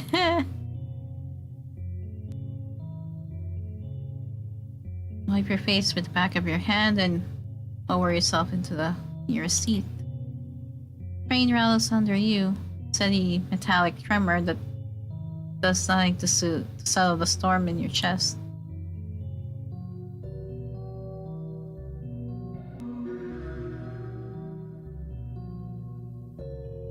But you need to think. You need to breathe. Haruki's voice lingers in your head. Last station, that's where they are. Grip the edge of the seat. Then, you have to get to the end. Very end. You will. I mean, what choice do we have? At least it's better with you. Train continues to shake, bringing you both toward into whatever waits ahead. Neither of you speak for a while. Just sit there, side by side, letting the train pull you toward the truth, toward the end of the line, toward the fight you can't avoid anymore. Next station. You sit in the rattling train, quiet settling between you and Ren like a heavy blanket. It isn't uncomfortable, just thick, full of everything unsaid.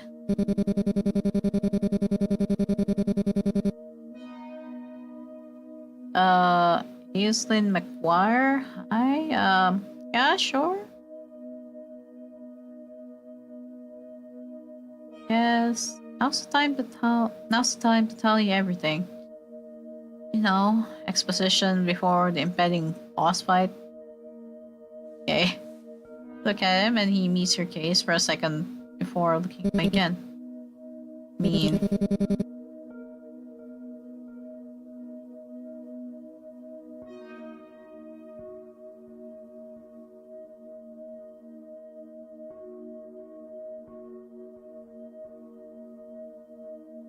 Sorry it took me this long. No, it doesn't change anything, but I hope maybe this will give you some kind of strength. Or clarity, even if it hurts. Where do I even begin? A year ago, I was still struggling with everything. With Harusan, with trying to fit into that organization. I was a low-ranking grunt, so they made me do typical grunt work. Spreading flyers, attending sermons, all that. But Harusan wanted something greater. Lights of the tunnel flicker against his face. The chance came when the leader summoned us beyond Black Veil. It was a really simple task. He just told us, or rather me, to keep an eye on my neighbor. He's a husky. Okay. Heart conscious at the mention of its name. First, it wasn't hard. Husky was a journalist. Curious, always poking around the organization anyway. We actually got along. It made things easier. I kept tabs on him. Reported back. Harusan did the same. But then, you appeared, married him, and suddenly changed. I had to keep track of 2 people instead of 1. 2 routines, 2 schedules, 2 sets of footsteps, flights, conversations. It wasn't simple anymore, but still had to do my job. X station, B station. Irina Chandler, hi. Hi there on the YouTube chat. Master and I kept reporting back to our leader. Things went on as usual. Every time I went back, the leader would praise us and us a dango. Conceded in one bite before promising that Tarzan's power would be returned to him soon. It was strange, but I did what I was told. My son was so happy. His voice fades. Feel the dread before he even says it. Until the tragedy happened. Ben's voice grows unsteady, but forces himself to continue. What are you playing? This is Lover's Enigma. It's a horror otome game. And yeah, been chilling and enjoying the story. Shimizu-san's behavior became strange, erratic. I don't think you ever noticed it. Maybe he hid it from you. Sometimes he'd say he was going to work, and instead I'd find him at the organization. Oh, okay. Confronted him about it. He just said it was for research, with him being a journalist and all. But I don't know. Something felt wrong. No matter how dedicated you are to your job, will you really willingly join some cult? Things went on as it was, but then one night it was strange. Mizu-san suddenly called me, told me to meet him by the riverside. It sounded off, like he was speaking through a layer of static. I don't know why, but I went. He warned me about a future where things didn't make sense. Something about how I need to stay away from you or it'll inevitably set the emotion. Ah. Again, I don't know why I remember that part so vividly. Then, I felt it. Voice. Not a thought. A voice telling me to attack him, saying it was time. But Shimizu-san was talking over it, mumbling things that made my head feel like it was splitting open. Many voices, much noise. Suddenly, he grabbed my neck. We ended up fighting at the riverbanks in that heavy rain. I'm still here, lol. Hey. I couldn't see very well, but Shimizu-san was unnaturally strong. That night, I thought I might actually lose. And the voice in my head got louder. Louder than anything else. Just gave in. Next thing I knew, he was on the ground, writhing, foaming at the mouth. Panic, I didn't know what to do. I wasn't thinking. I picked him up, carried him to the organization. I don't even know how I managed to do that, dragging a whole human body all the way to the station. How did a twink actually carry a man? Okay. Had some unnatural strength and it all went in a blur. Then the leader handled everything else with Shimizu-san, whatever howling means to him. Her mother took care of the rest. Suicide note. please, twice. Never questioned anything, she never hesitated. But because I failed to kill him properly, I was punished. I don't want to talk about the punishment. No, it scared me enough not to rebel again. Until now. I don't know what became of Shimizu-san, but from the way things look, I doubt it ended well. There's a wary silence between you both. Just a little rumble of the train filling the space where a conversation should be. Your thoughts are tangled, too heavy to untangle into anything you can say out loud. Natsuki, everything about him is still wrapped in mystery. Spent so long missing him, chasing the truth, only to find out what she kept hidden from you. You know he was a good person, but for everything he concealed, is he still? What do you think? But other games you play? Like you play Roblox, Fortnite? No. No, I don't play those games. I usually play JRPGs, MMORPGs, otome games, and gacha games.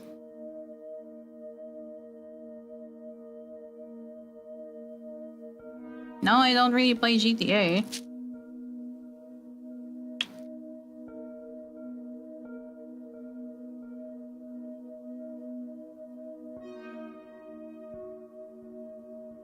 Please. Before I make the choice.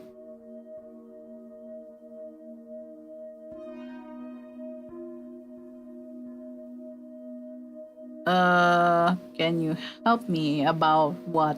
Because, I don't know what you need help with, but... Or, what about? You're a victim, so don't blame yourself too much, yep. And by the sound of it, you're a victim too. I need a map. There's Google Maps for you. I don't know why you're looking for a map here. Sure, it was your choice to join the organization, but you were manipulated, controlled, used. That wasn't your choice. You were trapped in something awful and you did the best you could to survive. And I can't blame you for that. Don't feel right to. I'm not innocent either. I let my mom walk all over me for years. Let her decide who I was, what I wanted, what I should feel. It stayed quiet even when it hurt me. But I'm trying to break free from that. And trying to break free of what they did to you. It makes us same in a way.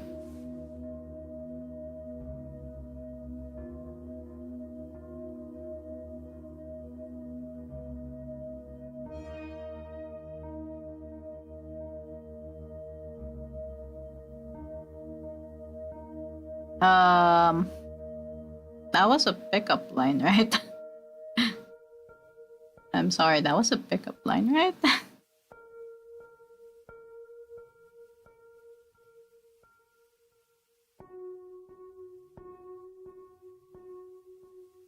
Ben gives a small nod, his eyes lowering as if he is testing the weight of your words in his hands.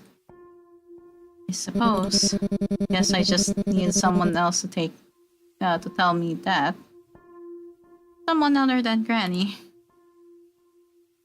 You see a faint, tired smile tug at the corner of his mouth, but it falters. Granny was a lot more worrisome about it all. She always is. Kept warning me I would break myself if I kept carrying it alone.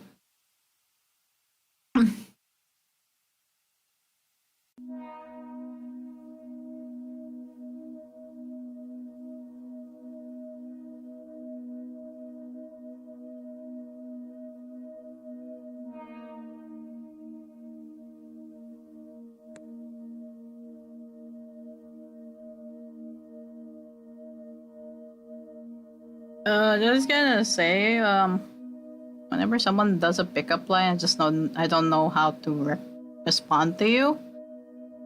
I don't know if that's out of just joking or kind of difficult to get tones from just text, but you know.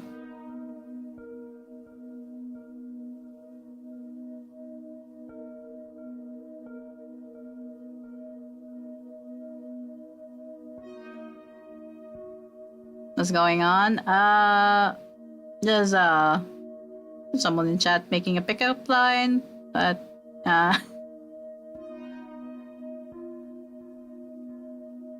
he's being for real, I think. If so, I'm sorry. I don't think flirting with me would be good. Just saying. I don't think this is the right place for you to be flirting with a stranger, or I don't know.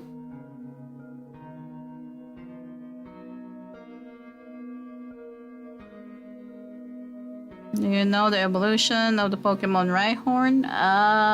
Rhyhorn sounds familiar. I don't know though.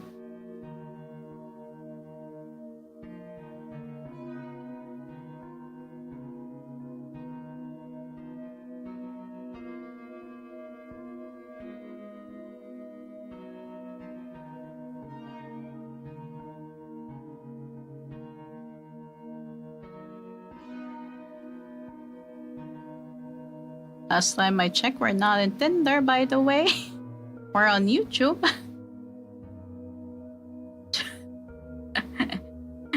Exactly. Yeah, I know, Spencer.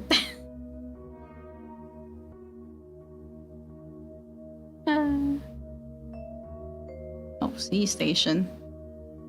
Ren watches the window, but you can tell his attention is still on the conversation.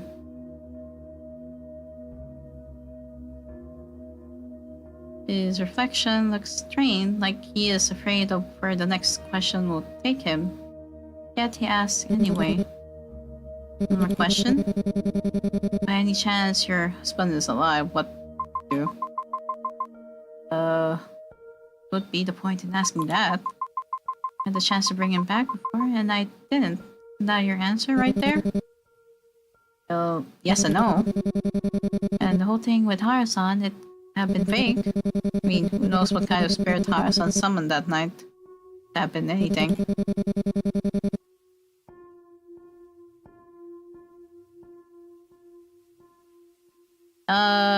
Timothy Collier, hi.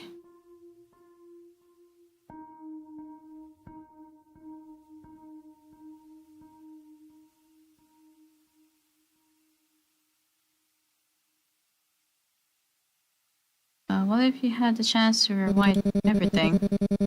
For him to return to you whole, same face, same body. What would you do then? Train hums beneath your feet. The world feels paused, waiting for your response. Just like hinting on the secret ending. I know there is a secret ending, but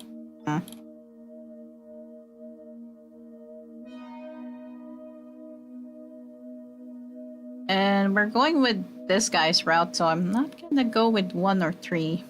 No. I'd accept some things can't be changed. I think I'd accept that some things can't be changed. Kazuki came back, he won't be the same person he was before, not after all this.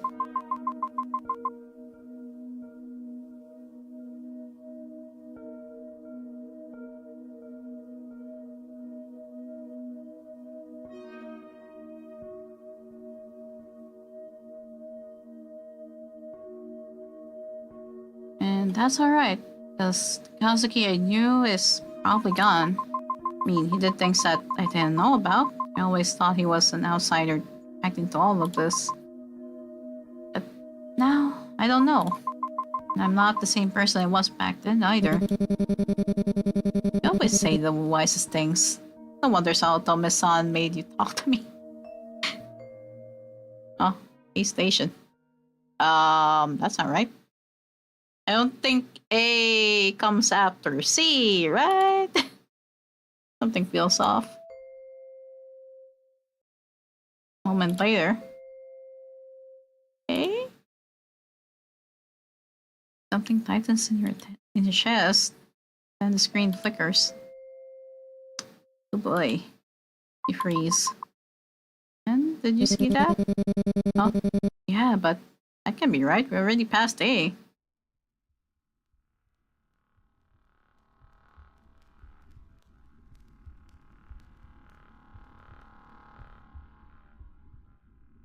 ACD. You swallow, eyes widening as the train slows. Wait. Wait, look. Train pulls into the platform and your heart drops straight into your stomach. It is the same station. Same pillars. Same spot of black in the edge of the platform. No way. Has to be a mistake. Trains don't loop like that. Not with this route. It's possible. The loop is happening.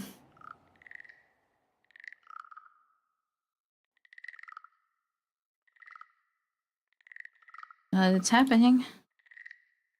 Voice comes out as a shaky whisper. And you hear it. Click in the cabins to your left. Lights go out in the last car. Darkness swallows the entire cabin. Another click. Next cabin goes dark. Gonna say there's gonna be a chase sequence in a bit, I think. A cold feeling crawls down your spine. That's not a good sign. No. Dude, wanna know something crazy? When I searched up ACD, it showed me this. Medical and chemistry, additional acid. Specialized solution used to. Yeah. Huh. The more you know, I guess. Cool.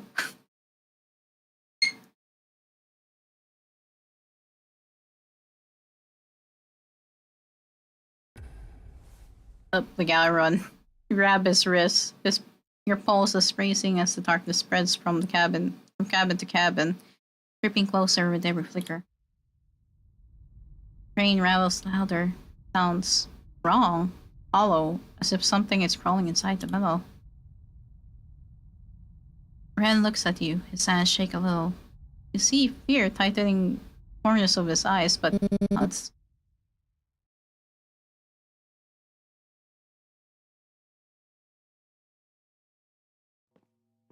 People run towards the front of the train. Everything behind you disappears into thick darkness. Cabin by cabin, by click. Something is following. You sprint through the cabins as fast as your legs can carry you. The lights behind you keep dying one by one. Another cabin goes dark. Another. Turn back a second. And this on? Uh-oh. Oh, got separated from him. Oh, okay. That's great. Your voice cracks in the empty metal corridor. Nothing answers you. Only the sound of the next cabin light going out. You do not have time to wait. You need to move on ahead. It keeps going. Cabins feel... No, they are endless. Every time you think you have reached the front, another door appears. Reach the next door and grab the handle. It doesn't move. Oh boy. You throw your weight into it, pulling hard. Hands slip. Breath hits the back of your throat in a sharp panic. Behind you, the darkness eats another cabin. Click. Everything goes black behind you. Boy. Another one. Haha. Try open the doors. Didn't budge for a second.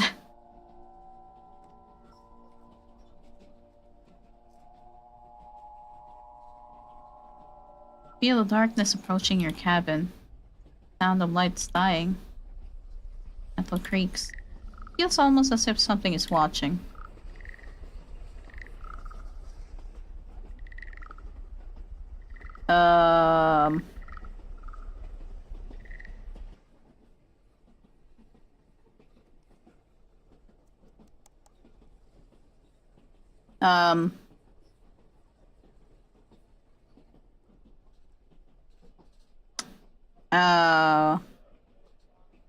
It's too much wind. You guys might wanna chill there. There's a warning. If you keep on arguing with each other, I might have to time you guys out.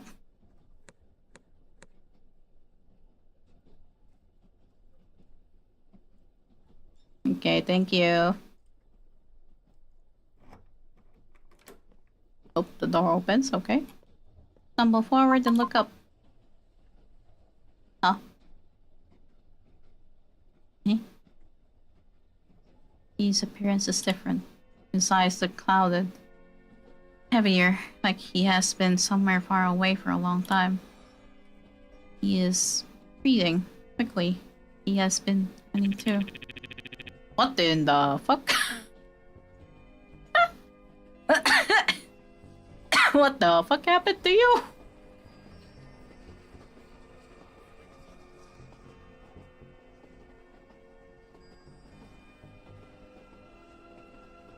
Wait, what the fuck? Rio, what the fuck happened to Rio?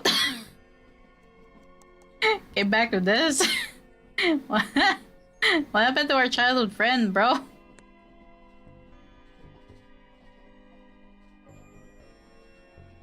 It's too much wind.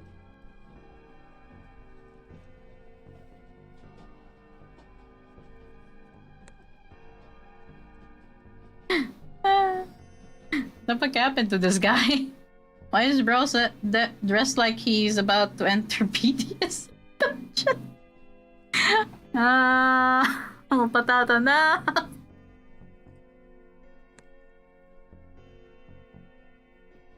I want to go through his route, Ryota's route, but I'm gonna not do because one of my friends want to go through his route, so I'm not gonna.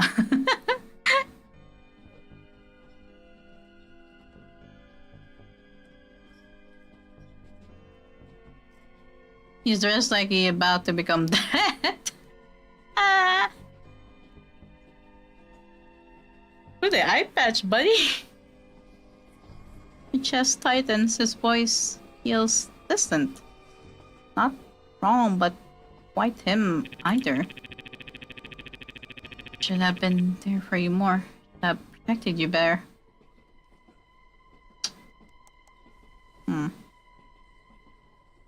Looks over your shoulder. Darkness creeps closer. He's still here. He is in the last cabin. You're a trail away from him. You can reach him if you move now. I dare Timu, Arthur.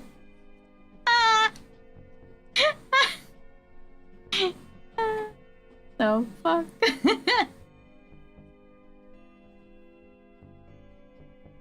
Reaches out and grabs your wrist. His grip is warm and trembling. I'll stall for time. Ah. Also, I did not know he is built like that under all those clothes when we're just normally hanging out with him. Okay. His expression is urgent, desperate, almost pleading. Please. Or it's too late. What's going on? I don't understand. Gives you a small, sad smile. Hurts to look at it. You will. Soon, I promise. Damn, okay. No matter what happens next, I will always think of you. Before you can finish, he puts both hands on your shoulders. Go. Oh. Okay. Silence. Pound on the door, but there's nothing on the other side. Not even a shadow. Another click echoes from behind you. Cabin goes dark.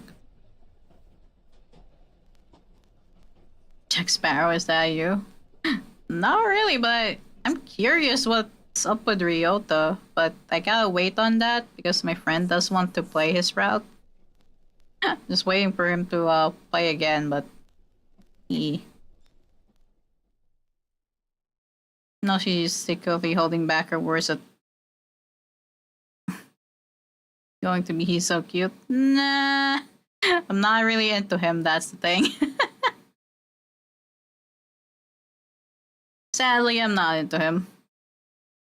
3, 2, why is there a countdown? 1. Slam straight into something solid and warm. Eh? Oh, there he is. Where'd you go? I thought I lost you.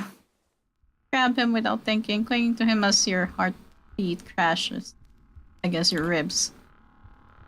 Wraps his arms around you tightly, holding you back into the moment. Saw Ryota. He was right there. He talked to me. Friend? No, but I was the only one here this whole time. This has to be some kind of illusion. Spirit or something. Yep. If I still had my spiritual power, maybe I should have noticed sooner.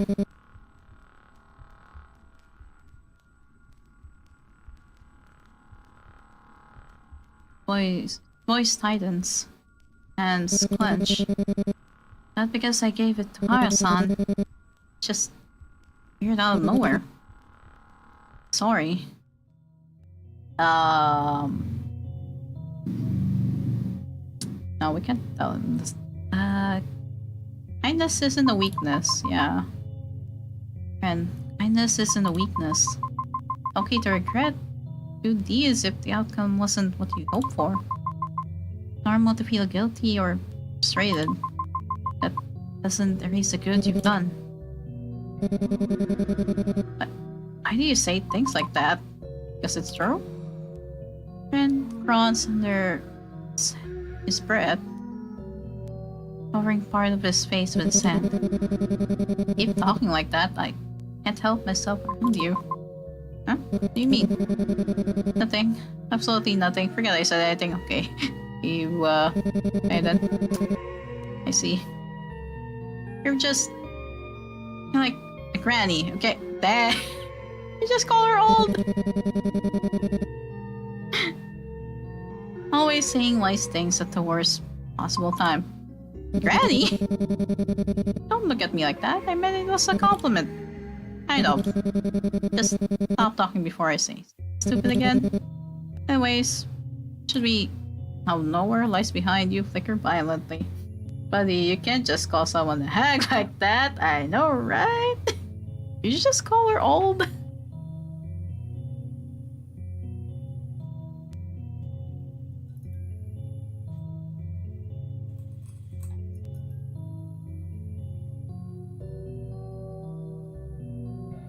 From inside the darkness, too deep and too wide to belong in a train, the voice slides out.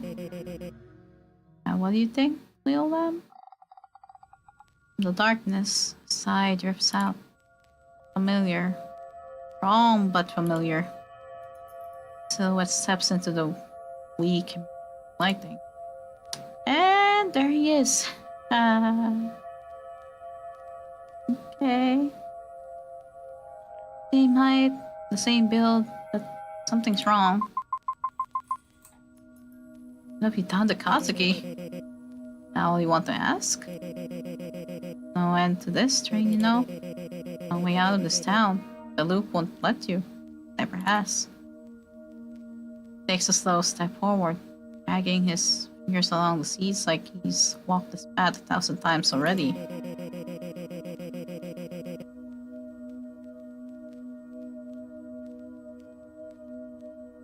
Tried to help you, you know? This loop and hundreds before it, thousands. But every time you refuse to choose me, time you refuse to choose anyone. What are you doing here? Figure ignores him completely. His attention is on you. Only you. See? I did all of this for you. All of it. For you. What are you talking about? I suppose you're the so-called Roshi Nakami? Don't call me that. Never used to call me that. Not back in the days when we were happy. Don't think I could ever be happy around someone like you. Sheesh! You don't remember anything. Don't think I'll ever get used to watching you lose your memories over and over. Steps forward. Either, please. Don't. Yoshinokami shoves ran aside like swatting away a fly. Ren slams into the subway wall with a thud. Your voice echoes across the empty station. Desperation raw, but the man in front of you doesn't even flinch. His attention is pinned entirely on you. In one smooth movement, closes the distance. His hand gauges the space inside your head. He presses your back against the cold train door. His presence is suffocating, cold, but and familiar. Never looked at me like this before. Time I see you like this. Think. Maybe this time you remember everything. First time you appeared in my manner. I taught you how to control the power in your veins. Before the calamity, or everything fell apart. Sharp pain shoots through your skull. Images flash shattered hallways, candlelit rooms, brush of a hand guiding yours, the whisper of a name that can't fully hear.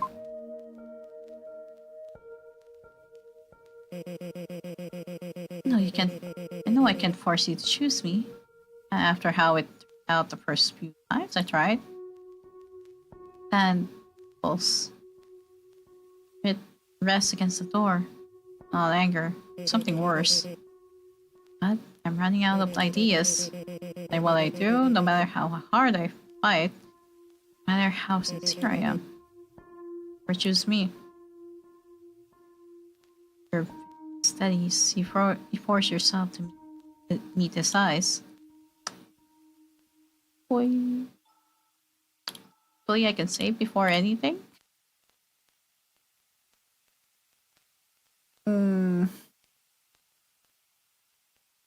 No, you're not Kazuki. I think it's, you've never given me a reason to. Earl seems to stop. His expression freezes, a mass finally shattering beneath its own weight. Your answer hits him, the blade. Goes still. Too still. Then something inside him crumples. Boo. Reason. Loop. It always starts when Shimizu Kazuki is murdered. And it always ends here. The station. Its exact spot. No matter how hard I fight it. No matter how many times I swear I'll change the ending. He leans closer. His voice less threatening, but instead pleading. I'm so tired of watching you forget. So tired of losing you. Please, just remember something? Anything? But you can't. Or you used to. Images of a past unknown flashes through your mind, but pay them no mind. All you care to mutter out is, last you can. Where is Kazuki?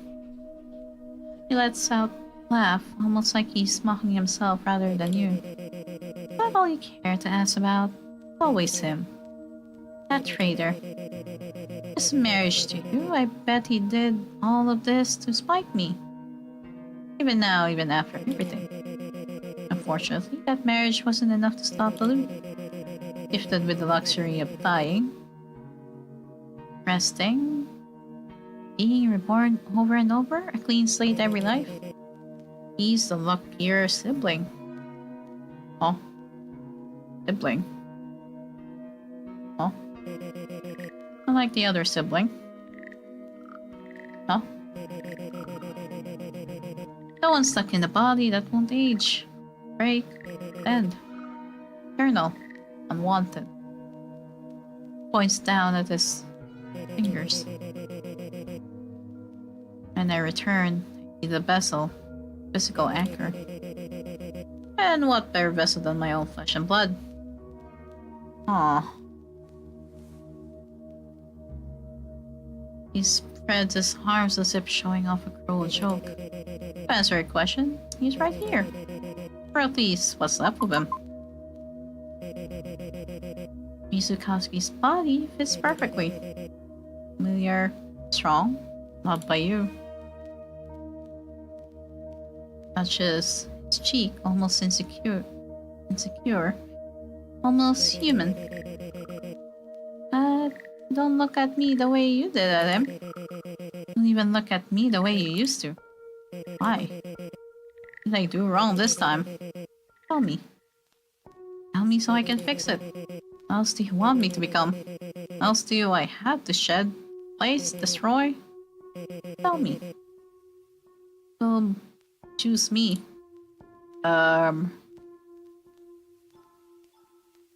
Okay, so we have a god that doesn't take no for an answer. Got it.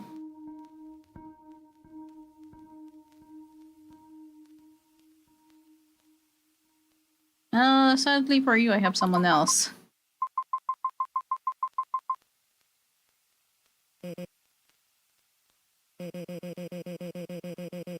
Alright, you're not thinking clearly. Only saying this to throw me off. Done this before, don't you remember? In the earlier loops, wanted to hurt me, say things like that. In the end, never chose anyone. Not Renjiro, Asuki, not the others who coveted you.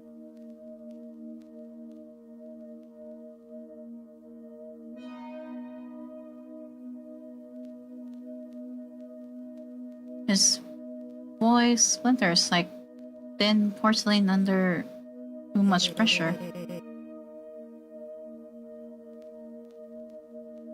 Huh, there's two people with the name Moon. Hi there.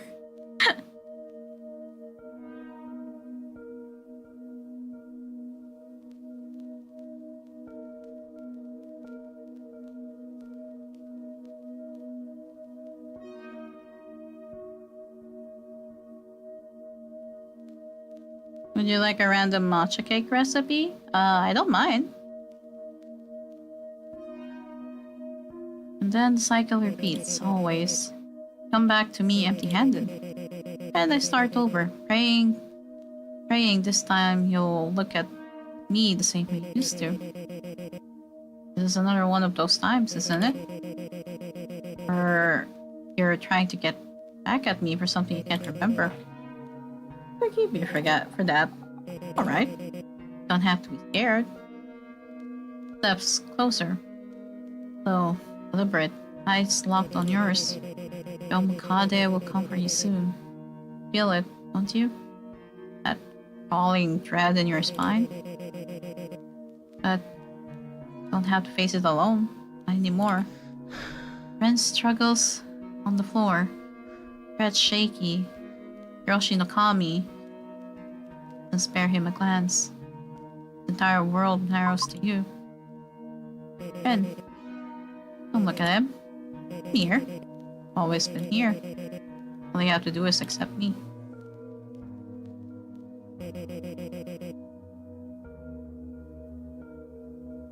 Ren Rami, hi.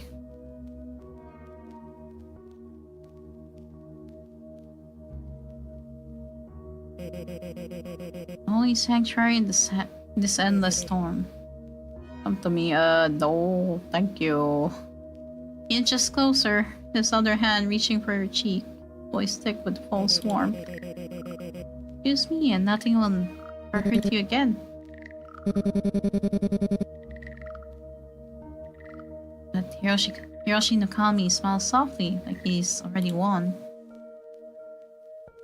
Fingers almost touch your skin. Okay, sleeping.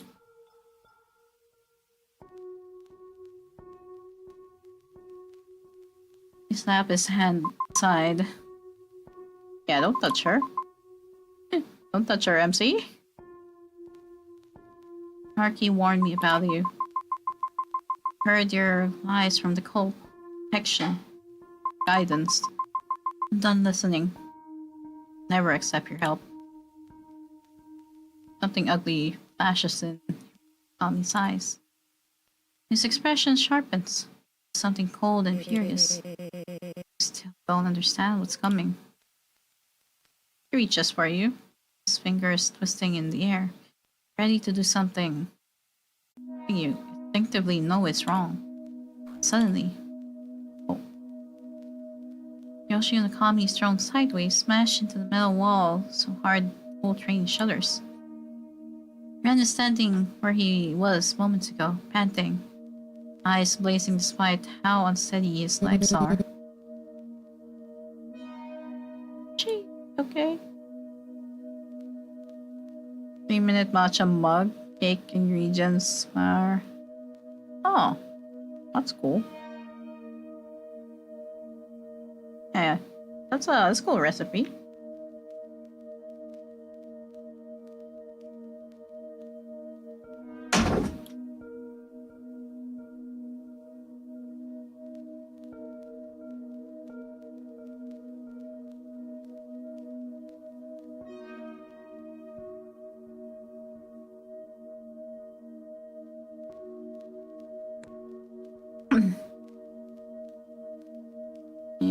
You know what else?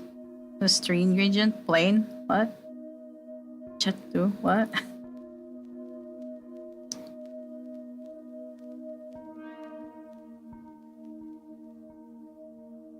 The fucking jet to holiday. God damn it. Ah.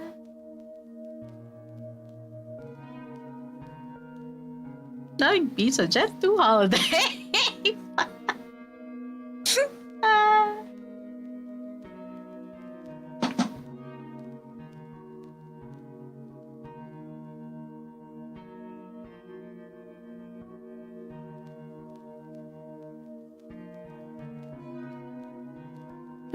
He wiped a smear of blood from his lip, almost amused. Well, aren't you bold now? And braces himself, gripping your arm with trembling fingers, pulling you behind him. Yoshi Nakami pushes off the wall, rolling his neck with the crack that echoes down the drain. Okay. You struggle so much, every loop. And for what? And it's always the same. The fucking Jet to Holiday spiel, goddammit.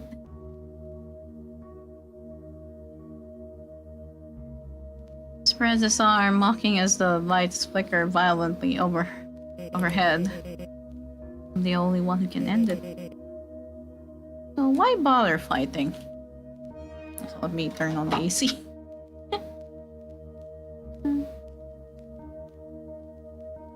Ren steps forward. He's barely standing, but wavering. You're wrong. Yuki deserves a future. One she gets to choose for herself. Find a way to give her that. Because it doesn't have to be you. Yoshi Nakami lets out a quiet exhale, almost a laugh.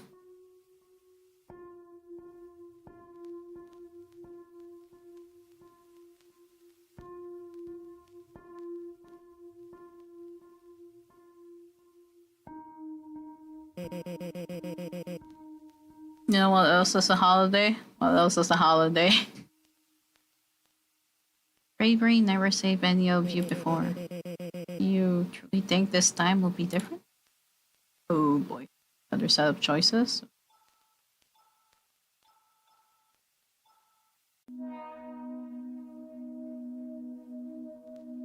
Future, maybe it won't be different, who knows? I believe in Ren. I do. Believe in Ren. Believe in our strengths. And the people that have helped us get this far. That's already more than anything you've ever given me. Spirit Airlines? I'm not. I don't know what the Spirit Airlines is though.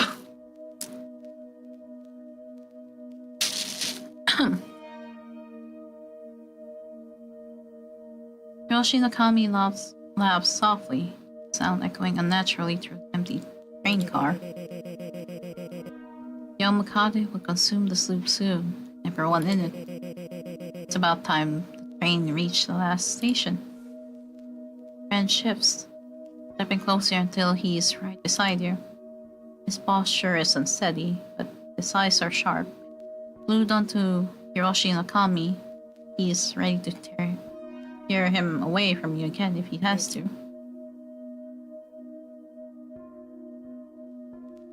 You know what else has hard landings? Aw, what?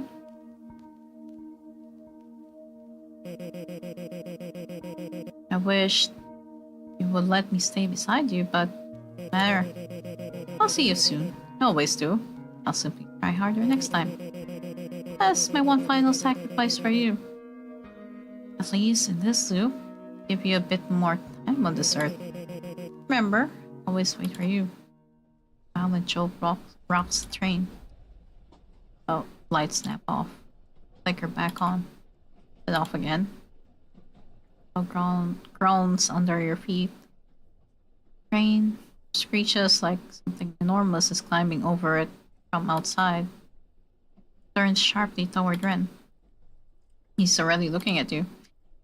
Without thinking, he reaches for your hand. Ren's fingers wrap around yours, tight, trembling. He squeezes just once. He's grounding himself as much as he's grounding you. No matter what happens, don't let go. Another deafening crash from above. Final light sputters. World drops into darkness. Here? Okay, you hear a large snapping noise echo around the train, almost akin to a neck snapping. Voice bounces in the sock of suffocating darkness. No echo, just walled hole. Static tears through your skull, sharp and electric like claws scraping the inside of your mind. No answer. Only that crushing, splitting migraine. Then, squeeze. Fingers twitch at Ren's hand, tightens around yours. Steady and warm despite everything. Still can't see him, can't see anything, but that pressure tells you enough. He's here. Doesn't let go. Static sharpens, stabs, and abruptly, everything goes white. Vast, empty whiteness stretches around you, almost glowing. There's no train, no shadows, no sound, just absence. And stands beside you, but the shape looks wrong at the edges. Softer? Sharper? Like you're seeing a version of him caught between frames of someone else's memory. His expression stands confused, like he doesn't recognize this place either. What is this? Before you can answer, your attention snaps to the body lying in front of you. Shinokami. No, Husky's body. Folded unnaturally. Limbs bent like a discarded puppet. Crumpled on the white floor in a way no living thing should be. Catches. Then, crack. The limbs jerk. Spine twists back into place. A grotesque insectoid motion. Body stands, lifting itself with angles no human joint should allow.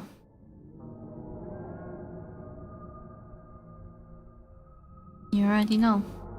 You've seen this monstrosity too many times in the dark corners of your loops.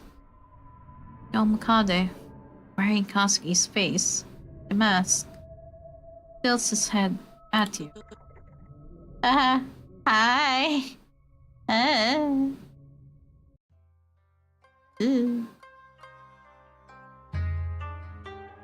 His voice crawls under his skin, thick and sweet, echoing from everywhere and nowhere at once. Kazuki's mouth stretches into a smile that is not his.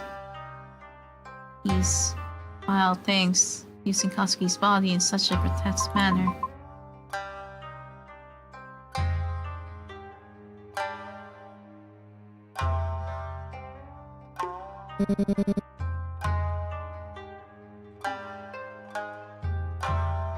Yomakade watches the two of you with a curious tilt of the head. A low click rattles inside Kazuki's borrowed throat. Strange. He shouldn't be here. What are you talking about? Yomakade raises a finger, almost amused. Never looked before this one. She arrived at the tunnel alone. Quiet, broken, already halfway mine. Ren grabs her hand tighter. I'll never let go alone. But she has. Over and over. Walks into the dark without you every time. So you're saying that there was no loop of Ren getting a happy ending? Don't care. I don't care what you saw. I'm here now and I'm not leaving her. Yomakade watches him for a long moment. Then it shrugs, almost bored. Can never figure out you lot. Who would sacrifice yourselves every time for her? Oh, she did sacrifice herself for you during the calamity. Suppose it's only right. Well, it doesn't matter. It's just a minor setback. Damn. There. Smile sharpens. You will learn, all of you, that nothing you do can change the fate already written. Crushing pressure hits your chest. Your hand lies to your sternum.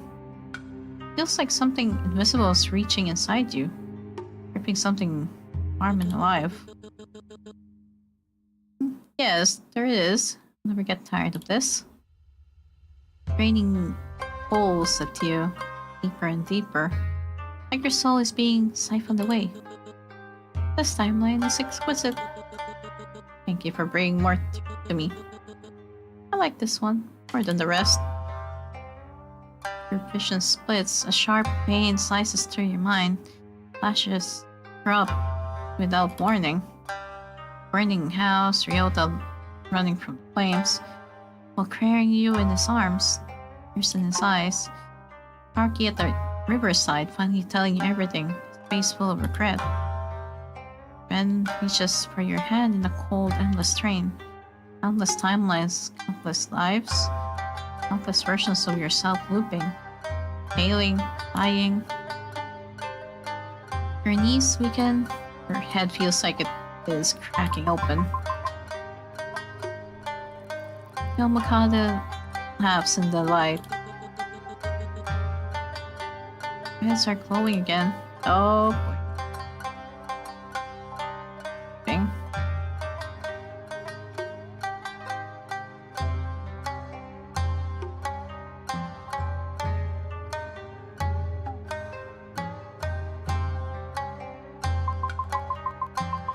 No, I must stand up, especially when so many people sacrifice themselves for me. No, we deserve to be happy. Yomakade watches silently for a moment, his lips curling upward. Happiness. What a fragile word.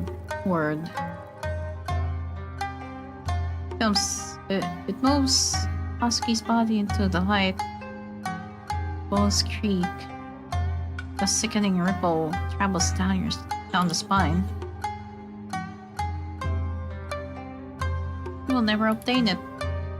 Tilts its head toward the corpse it is wearing. Look, this body alone is proof. You feel your breath catch in your throat. Asuki. Lost. Devoured. Gone. The word echo inside your skull like a curse. Haruki? Poor, foolish Haruki. He died screaming under my coils. Ryota? Sweet, fragile Ryota. Gone as well. Oh, like, they're actually gone, that's the thing. I think every time we make a route, only one of the guys will be alive. The other guy just dies. Which is sad. Every version of him eventually breaks. Stomach twist, knives. Lose them every time. And you will lose them again. That is the nature of your fate. Yeah, sadly. You must keep moving. Need to keep moving. Them and for me.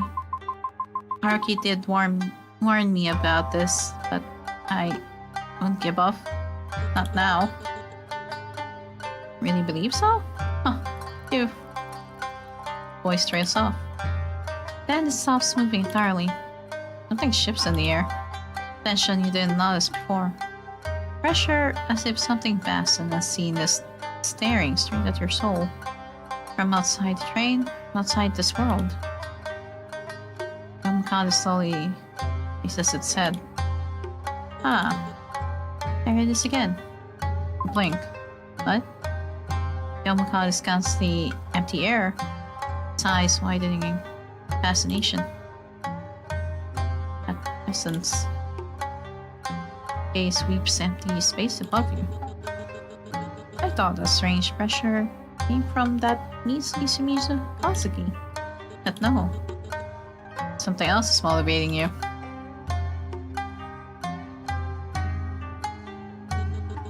Something else brought you this far. It wasn't only him. No wonder your choices in this loop are so different. Yomikata turns slowly towards something. Towards you? Ah, so this is your doing. What are you talking about? Yomikata ignores you. You there. The one pressing the buttons. Hi! Not the fourth wall breaking again! Creepy,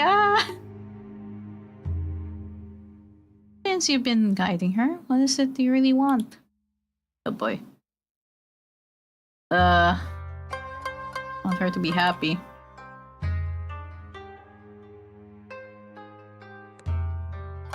Words spill from your mouth like someone else pushed them out. Stagger, horrified. Those weren't my words. Yep. Yomikata watches with delighted cruelty. How adorable. It's not good to meddle with things you do not understand. Isn't that right, little spectator?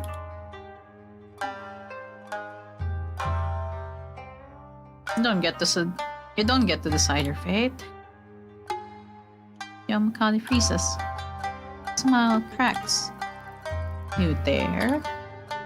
Oh yeah, I dare. Been through this 2 times.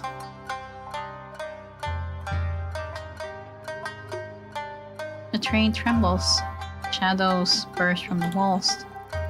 You dare to defy me? You're nothing but a fleeting mind staring through a glass. I mean, yeah, but what? The what? You want a happy ending so badly. Then here, you go. Oh,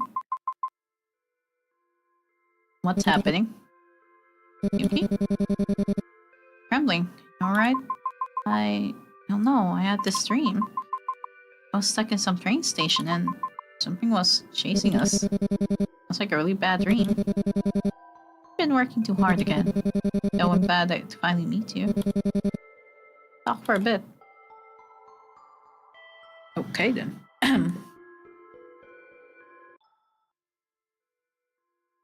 Okay. Gotta save here.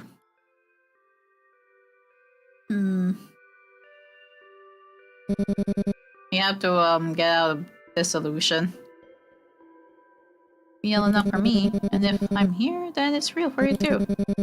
Don't overthink it. Stay close so you don't drift off again. Nah, man.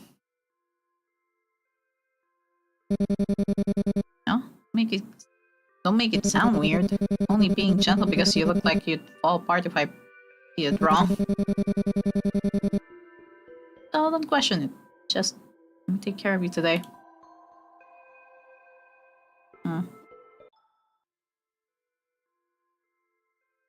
Hi there on the YouTube chat.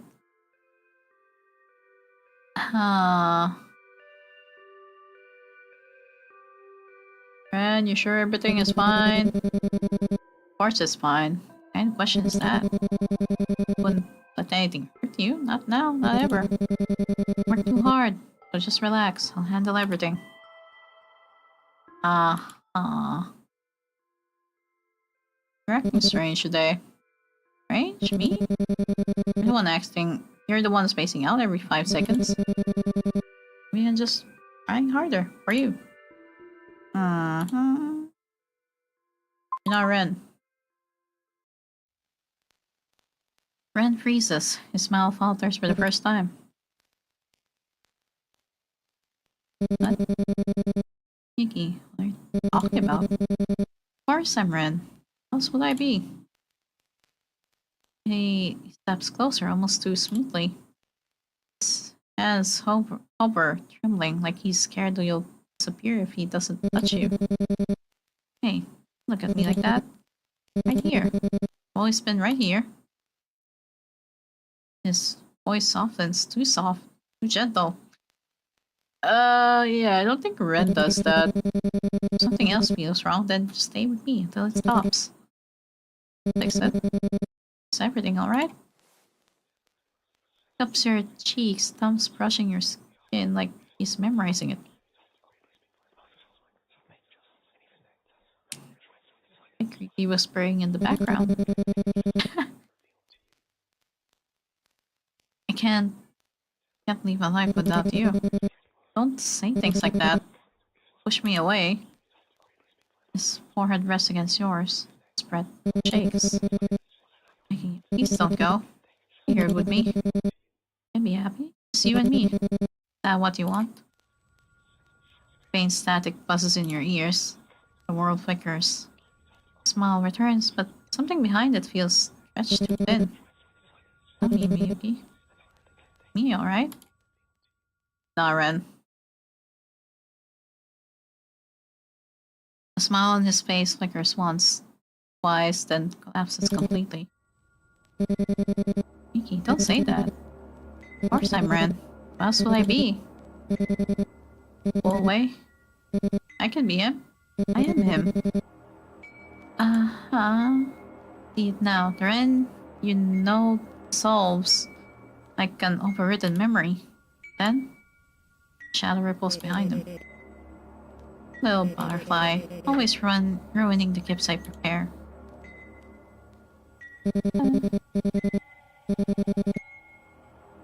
Tobias, hi. Hi there on the YouTube chat.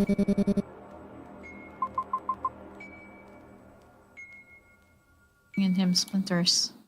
Like pulls the false Ren back like a discarded puppet. Really are difficult. Room melts into warm light, soft colors, a gentle breeze. The air smells like spring. Fake sun shines overhead. Peaceful garden falls around you. Also painfully ideal. It is beautiful. And wrong. You can talk to him as much as you like. Perfect. Gentle. Loving. Yeah, I'm right here. Told you I'd never leave. You live in this perfect paradise. No fear, no loss, no endings. Sky glows brighter, almost too bright. This is for you. Enjoy it. Feel the world trying to cradle you, to lull you into acceptance. Doesn't need to end. As long as you stay here, you'll never fear again. Garden trembles like a living heartbeat. Tell me, blind spectator, isn't this what you wanted? Ever? No. Yeah.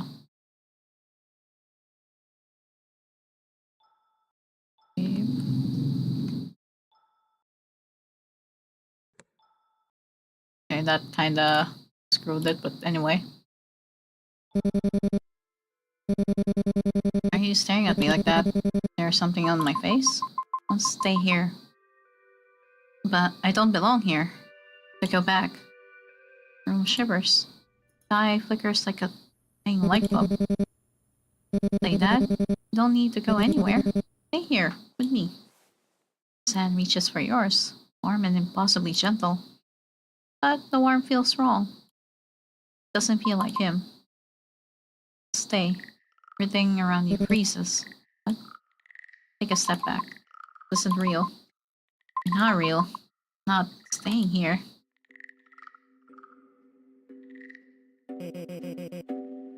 Ah. Sky collapses. Garden peels away like paper. Warm sunlight shatters into black static.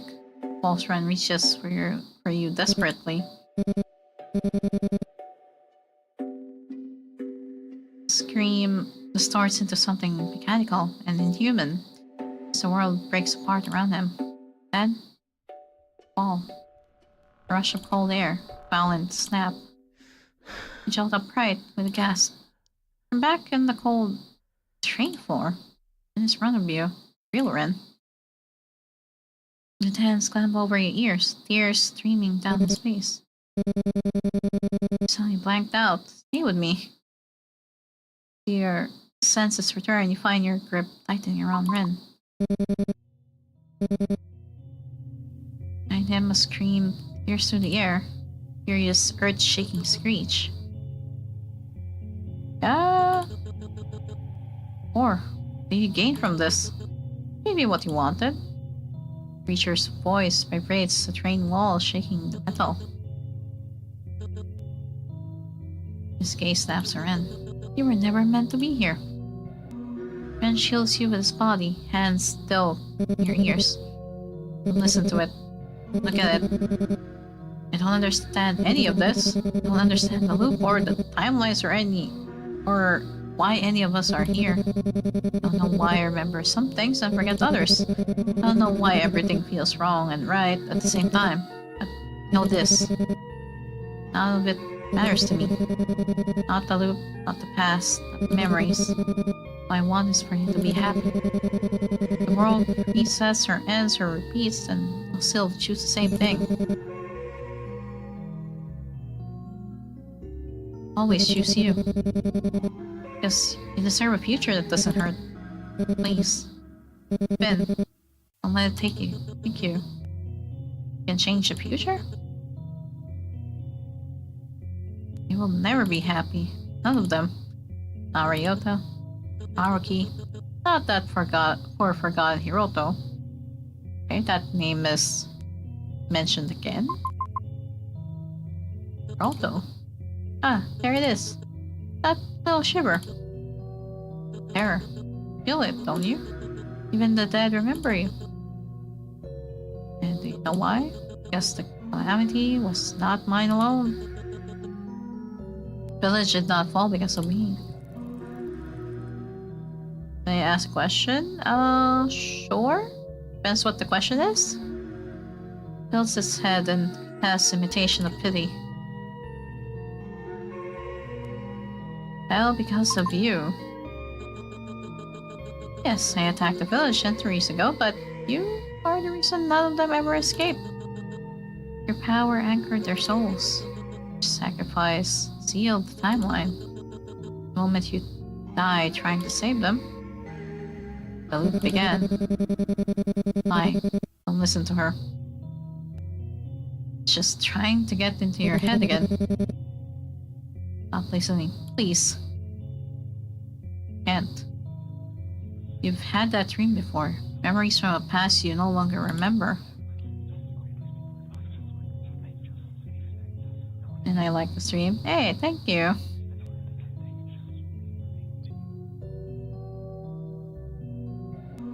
Why is that worm talking?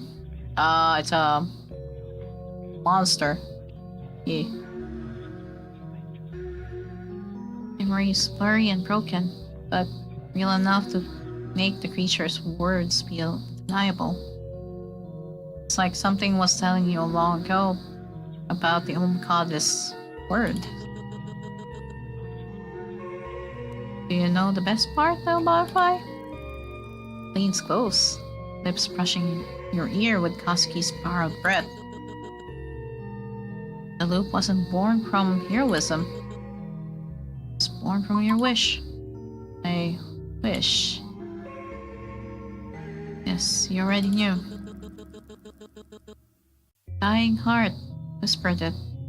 Pathetic, desperate, selfish desire. And the gods heard you. Your final wish warped the river of fate. Your yearning became a curse. Every reincarnation, every life, trapped. Loop after loop, they cannot move on, cannot rest. They cannot be happy until you feel truly loved, until you are satisfied, until you decide the story can end. No, that's not, never. But you did this to them. Slams Kasugi's palm against your chest. You said that, set the timeline, save them, save the ones you doomed. Only be saved if you reset the timeline. No, it doesn't really. It just resets the timeline and it loops again. Train groans. World flickers in and out like a dying film reel.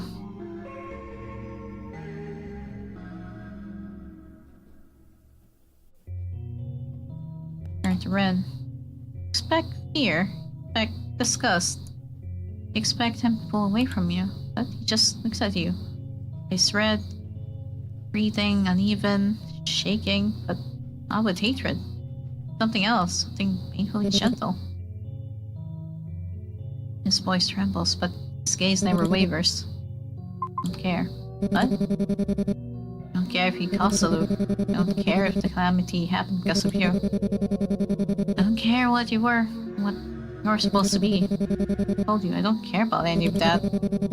In this tiny, messed up, terrifying fragment of time, that with you, change everything. Change me. Made me want to be someone better. Someone who actually tries. Someone who doesn't run away. Suffers because of you, too. Shh, girl. Every loop, every life, every reset breaks right alongside you. And doesn't even look at it. Up. I don't care. I don't care if I suffered. I don't care if I died 1,000 times. I don't care if this whole damn world fell apart because of her. Listen to me. Stronger than this. No, you won't. I know you are. Care what you did. Care what the loop is. Care if fate itself wants to crush you. So, selfish too. I know what to do. I do? Of course I do. I'm ending this, all of this. This stupid loop, your games, everything. Made my choice. Choose. Ren. Yippee! You don't know how many days pass, or maybe you don't care enough to remember them. Everything after the screaming and the tearing feels like a dream you only half woke from. But you remember the train ride. What came after that? Sit in the cold, gray interrogation room. Fluorescent light hums above you. Hands rest on the metal table, still trembling. So what you're telling me is that when the fire broke out at the train station, you first ran and somehow you made it out alive. You stare at hands, watching your fingers curl into themselves. Sir, it was a miracle, I suppose. The officer laughs. Then, unimpressed. See. Flips a few papers on his clipboard. Catch glimpses of photos you don't want to see. Collapsed structure, twisted rail lines, ash. He clicks his tongue softly. You do know the incident was catastrophic, right? The whole station came down. If it wasn't the final train of the night, the casualties would have been a lot worse. Rogue Titans. You understand? You're sure you didn't see Otome Hockey? He was reported to have boarded the train with you too. No, I didn't notice. Okay. You give him nothing because you have nothing left to give. Finally, he exhales and stands. Right, that's all for now. Wrap up the report on my end. Hopefully, this is the last time I need to see you. pauses at the door. The silhouette is dim against the hallway light. Your life seems to be surrounded by tragedy. For your sake, I hope this is the end of it. He leaves you alone with buzzing light. The buzzing light, the empty chair, the weight of things you can't say. You say nothing. Your throat is too dry, thoughts too loud. Simply out to the officer and walk out of the station. As you head out, you check your phone. Still no return calls or text messages from your mom. You assume she's part of the casualty. You've already left a dozen messages, but now you can't bring yourself to leave another. She's been such a central part of your life, and now she feels like nothing more than fleeting afterthought. It's almost ironic, like this attached empty ending is the one she somehow deserved. You sigh, continue heading towards the streets. Family members, reporters, people touching forms, tissues, photographs. Trying to slip past them, bump into someone. Ah. Oh, Yoko? Here you can react real. Yoko throws her arms around you, squeezing you so tightly it almost forces the breath out of your lungs. Boy shakes. She finally pulls back. You see what she was doing. Leaving another flyer onto the already overflowing missing persons board. Ah. Not him. Yoko. Yoko turns eyes already glossy. Holding the tape, Spencer with trembling hands. They're trying to talk to the police, but giving me the same useless rehearsed lines they're giving everyone else. Doing our best, we're still sorting through wreckage. Take time. Time. Her eyes quickly. And tragedy shouldn't be happening. Not here. Not in a small town like ours. Him. He swallows hard, staring at the wall of posters. Faces of neighbors, friends, co-workers.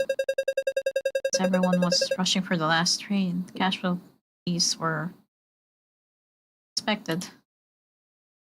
Her lip as if holding something back. Couldn't remember the last few days properly. Everything feels blurry. Savior, hi. You're on the YouTube chat. I don't know if it's the shock or stress, but like parts of it are missing. My brain just skipped them. Oh.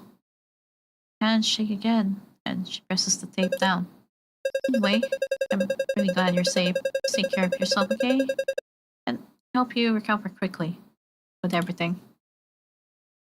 Gives you one last squeeze on the arm before turning back board, putting out Ryota's poster, trembling fingers. Stand there, staring at it. Throat feels crooked, wrong. Something is missing. Or someone. Far away, faintly, static starts again.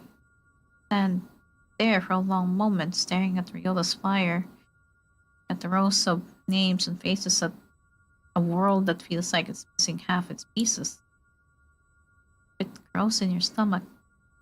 Guilt, anguish, anger. All tangled into something too heavy to name.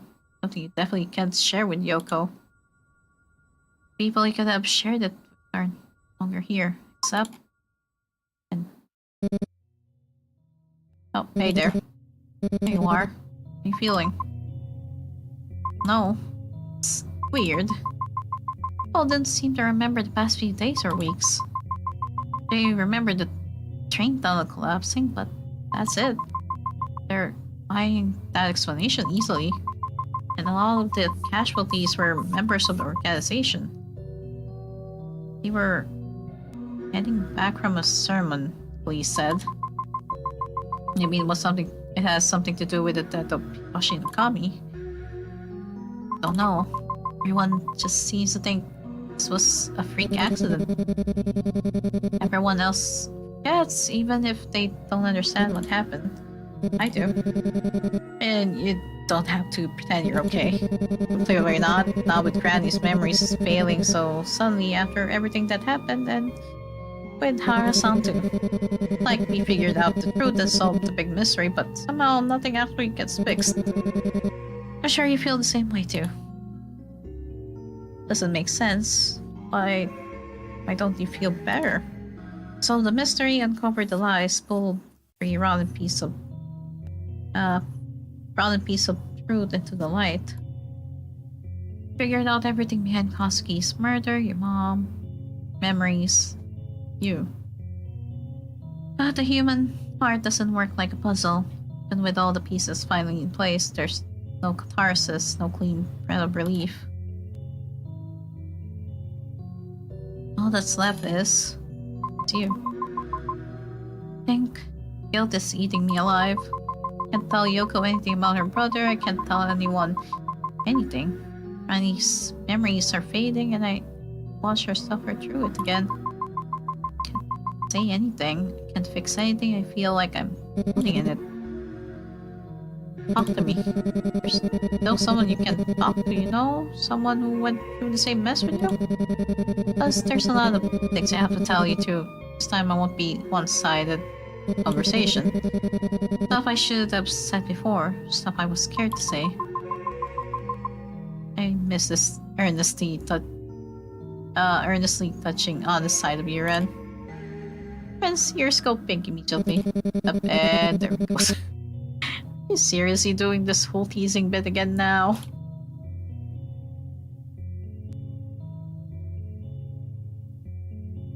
No, this is in front of a police station. Can't help staring at his flustered face. It hits you how long it's been since you last saw him like this. Keep looking at me like that, I'll say things I can't take back. What? Nothing, forget it. Open up to you will take a while longer. But I can't wait that long. Really, we're really just teasing him. Red groans quietly, tugging at his sleeve like he wants to disappear into it. His face is red, painfully red. Yes, you can. You have all the time in the world now, anyway. Because planning on staying by your side. You will? Man looks away again, still flustered beyond saving. Just don't make a big deal out of it, okay? He glances at you from the corner of his eye, voice quieter, gentler. Not going anywhere. You feel the pain in your heart lingering, a dull ache that refuses to fade. Deep down, you feel like you'll never fully recover. The guilt, the memories, the things you can't say out loud, they sit heavy inside your chest. He wants to tell us the truth, but he can't. I think he's just being shy and doesn't want to tell the MC that he likes her. Hurry past you, some rushing in to give statements. Others crying, others simply trying to understand the tragedy that happened. And between the shifting bodies in the crowd, you see someone. Face you know, face you shouldn't see. Catches your feet more without thinking. Hey, where are you going? Sorry, I don't know what came over me. Yeah, let me save here. Because this is how you trigger the secret ending, but I don't want to trigger it, so save here. Continue walking. The world around you buzzing with police lights and murmured voices. Yet your mind drifts. Wonder if you made the right choices. If the future you've chosen is really yours. All of this is truly over. But it's only over if you let it be. It's still watching, still waiting, still whispering somewhere beneath your heartbeat. Don't know. Maybe you never will. But you walk forward anyway. And the thought lingers. White hum at the back of your mind, riddle without an answer. Keep walking, in the world, blur around the edges. Choices cling to you, heavy and unseen. Is the ending? Fine. But even now, they echo in spaces you don't quite know how to reach. Some features feel built on hope, others on fear, and both have shaped you more than you admit. Even so, the path you choose is still yours to carry. Though the world moves on, your heart still hesitates. Time slips strangely, looking at the threads you thought had already unraveled. But if the twink survived, that's all good.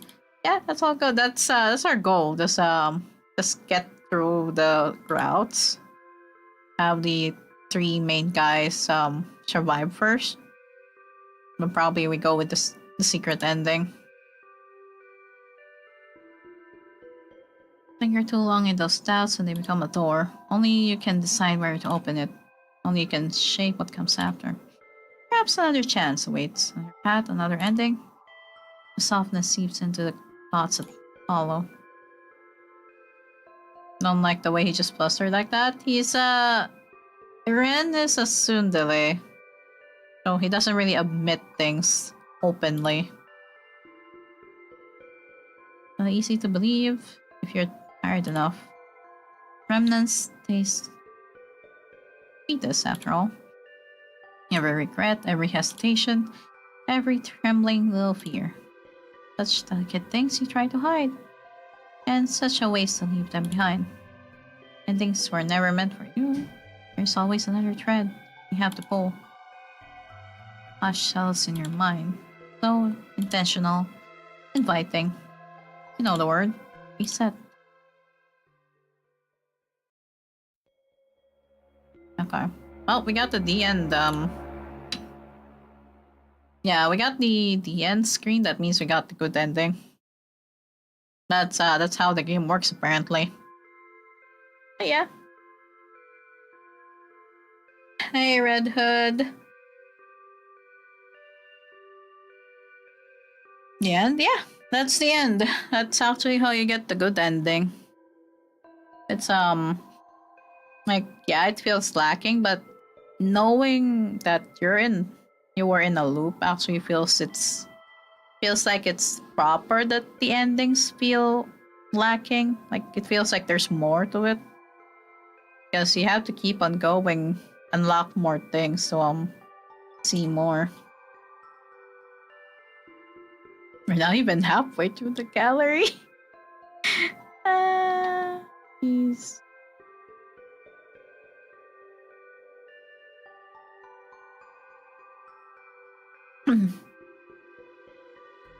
We gotta get a secret. Secret ending will be probably for last, but yeah. I won't be playing Lovers Enigma next week though. I'm gonna wait until my friend finishes that one route in this game. Yeah, I gotta message them about that.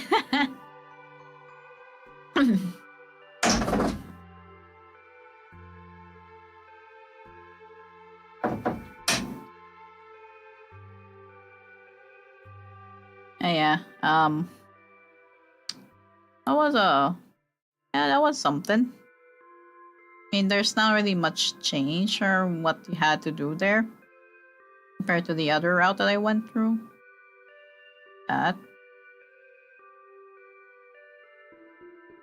Yeah, for now, I'm gonna go get dinner. It's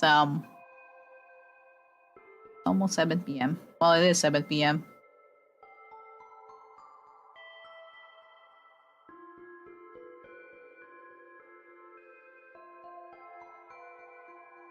Let me look for someone to raid on the Twitch side.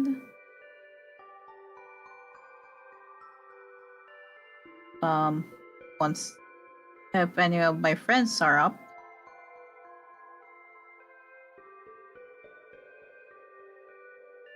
Tomorrow, we're playing PSO2 with friends at night.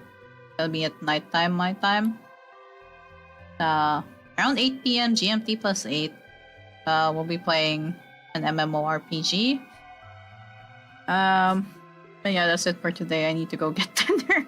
It's 7 p.m. So for now, I can raid out to someone new, maybe.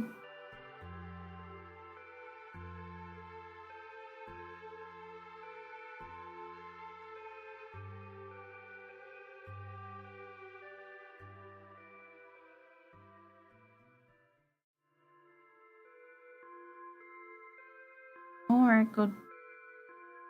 Alex is playing Tekken 8, but I've been raiding Alex a lot. I kind of want to raid out to someone new, so. Oh, Blueberry Arya is playing FF14. They're on. And I got raided. Hathaway, hi, thank you for the raid, but about to raid out. I actually need to raid out. That how was Xenosaga episode 3.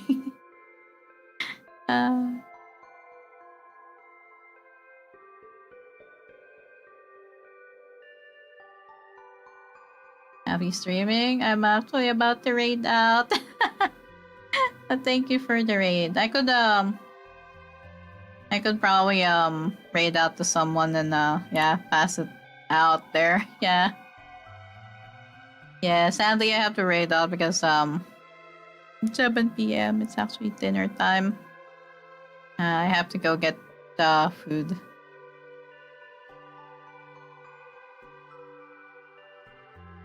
Oh. Yeah, sorry. You caught me at the very end of my stream.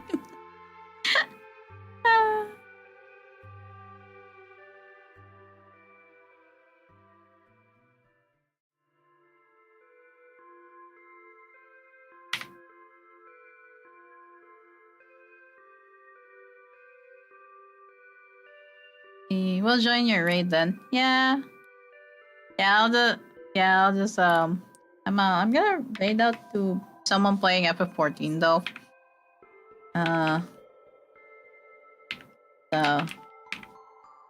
So they're at the very end of that one expansion, so I just wanna give them a little bit of support as someone who has played FF14. So yeah, I'll see you guys tomorrow for PSO2. That's gonna be at night, my time. Oh yeah. See you guys some more. Thank you for dropping by. Have a good night. Yeah, thank you. And sorry I had to go well after you raided. Yeah, need to go. I'm already getting cold.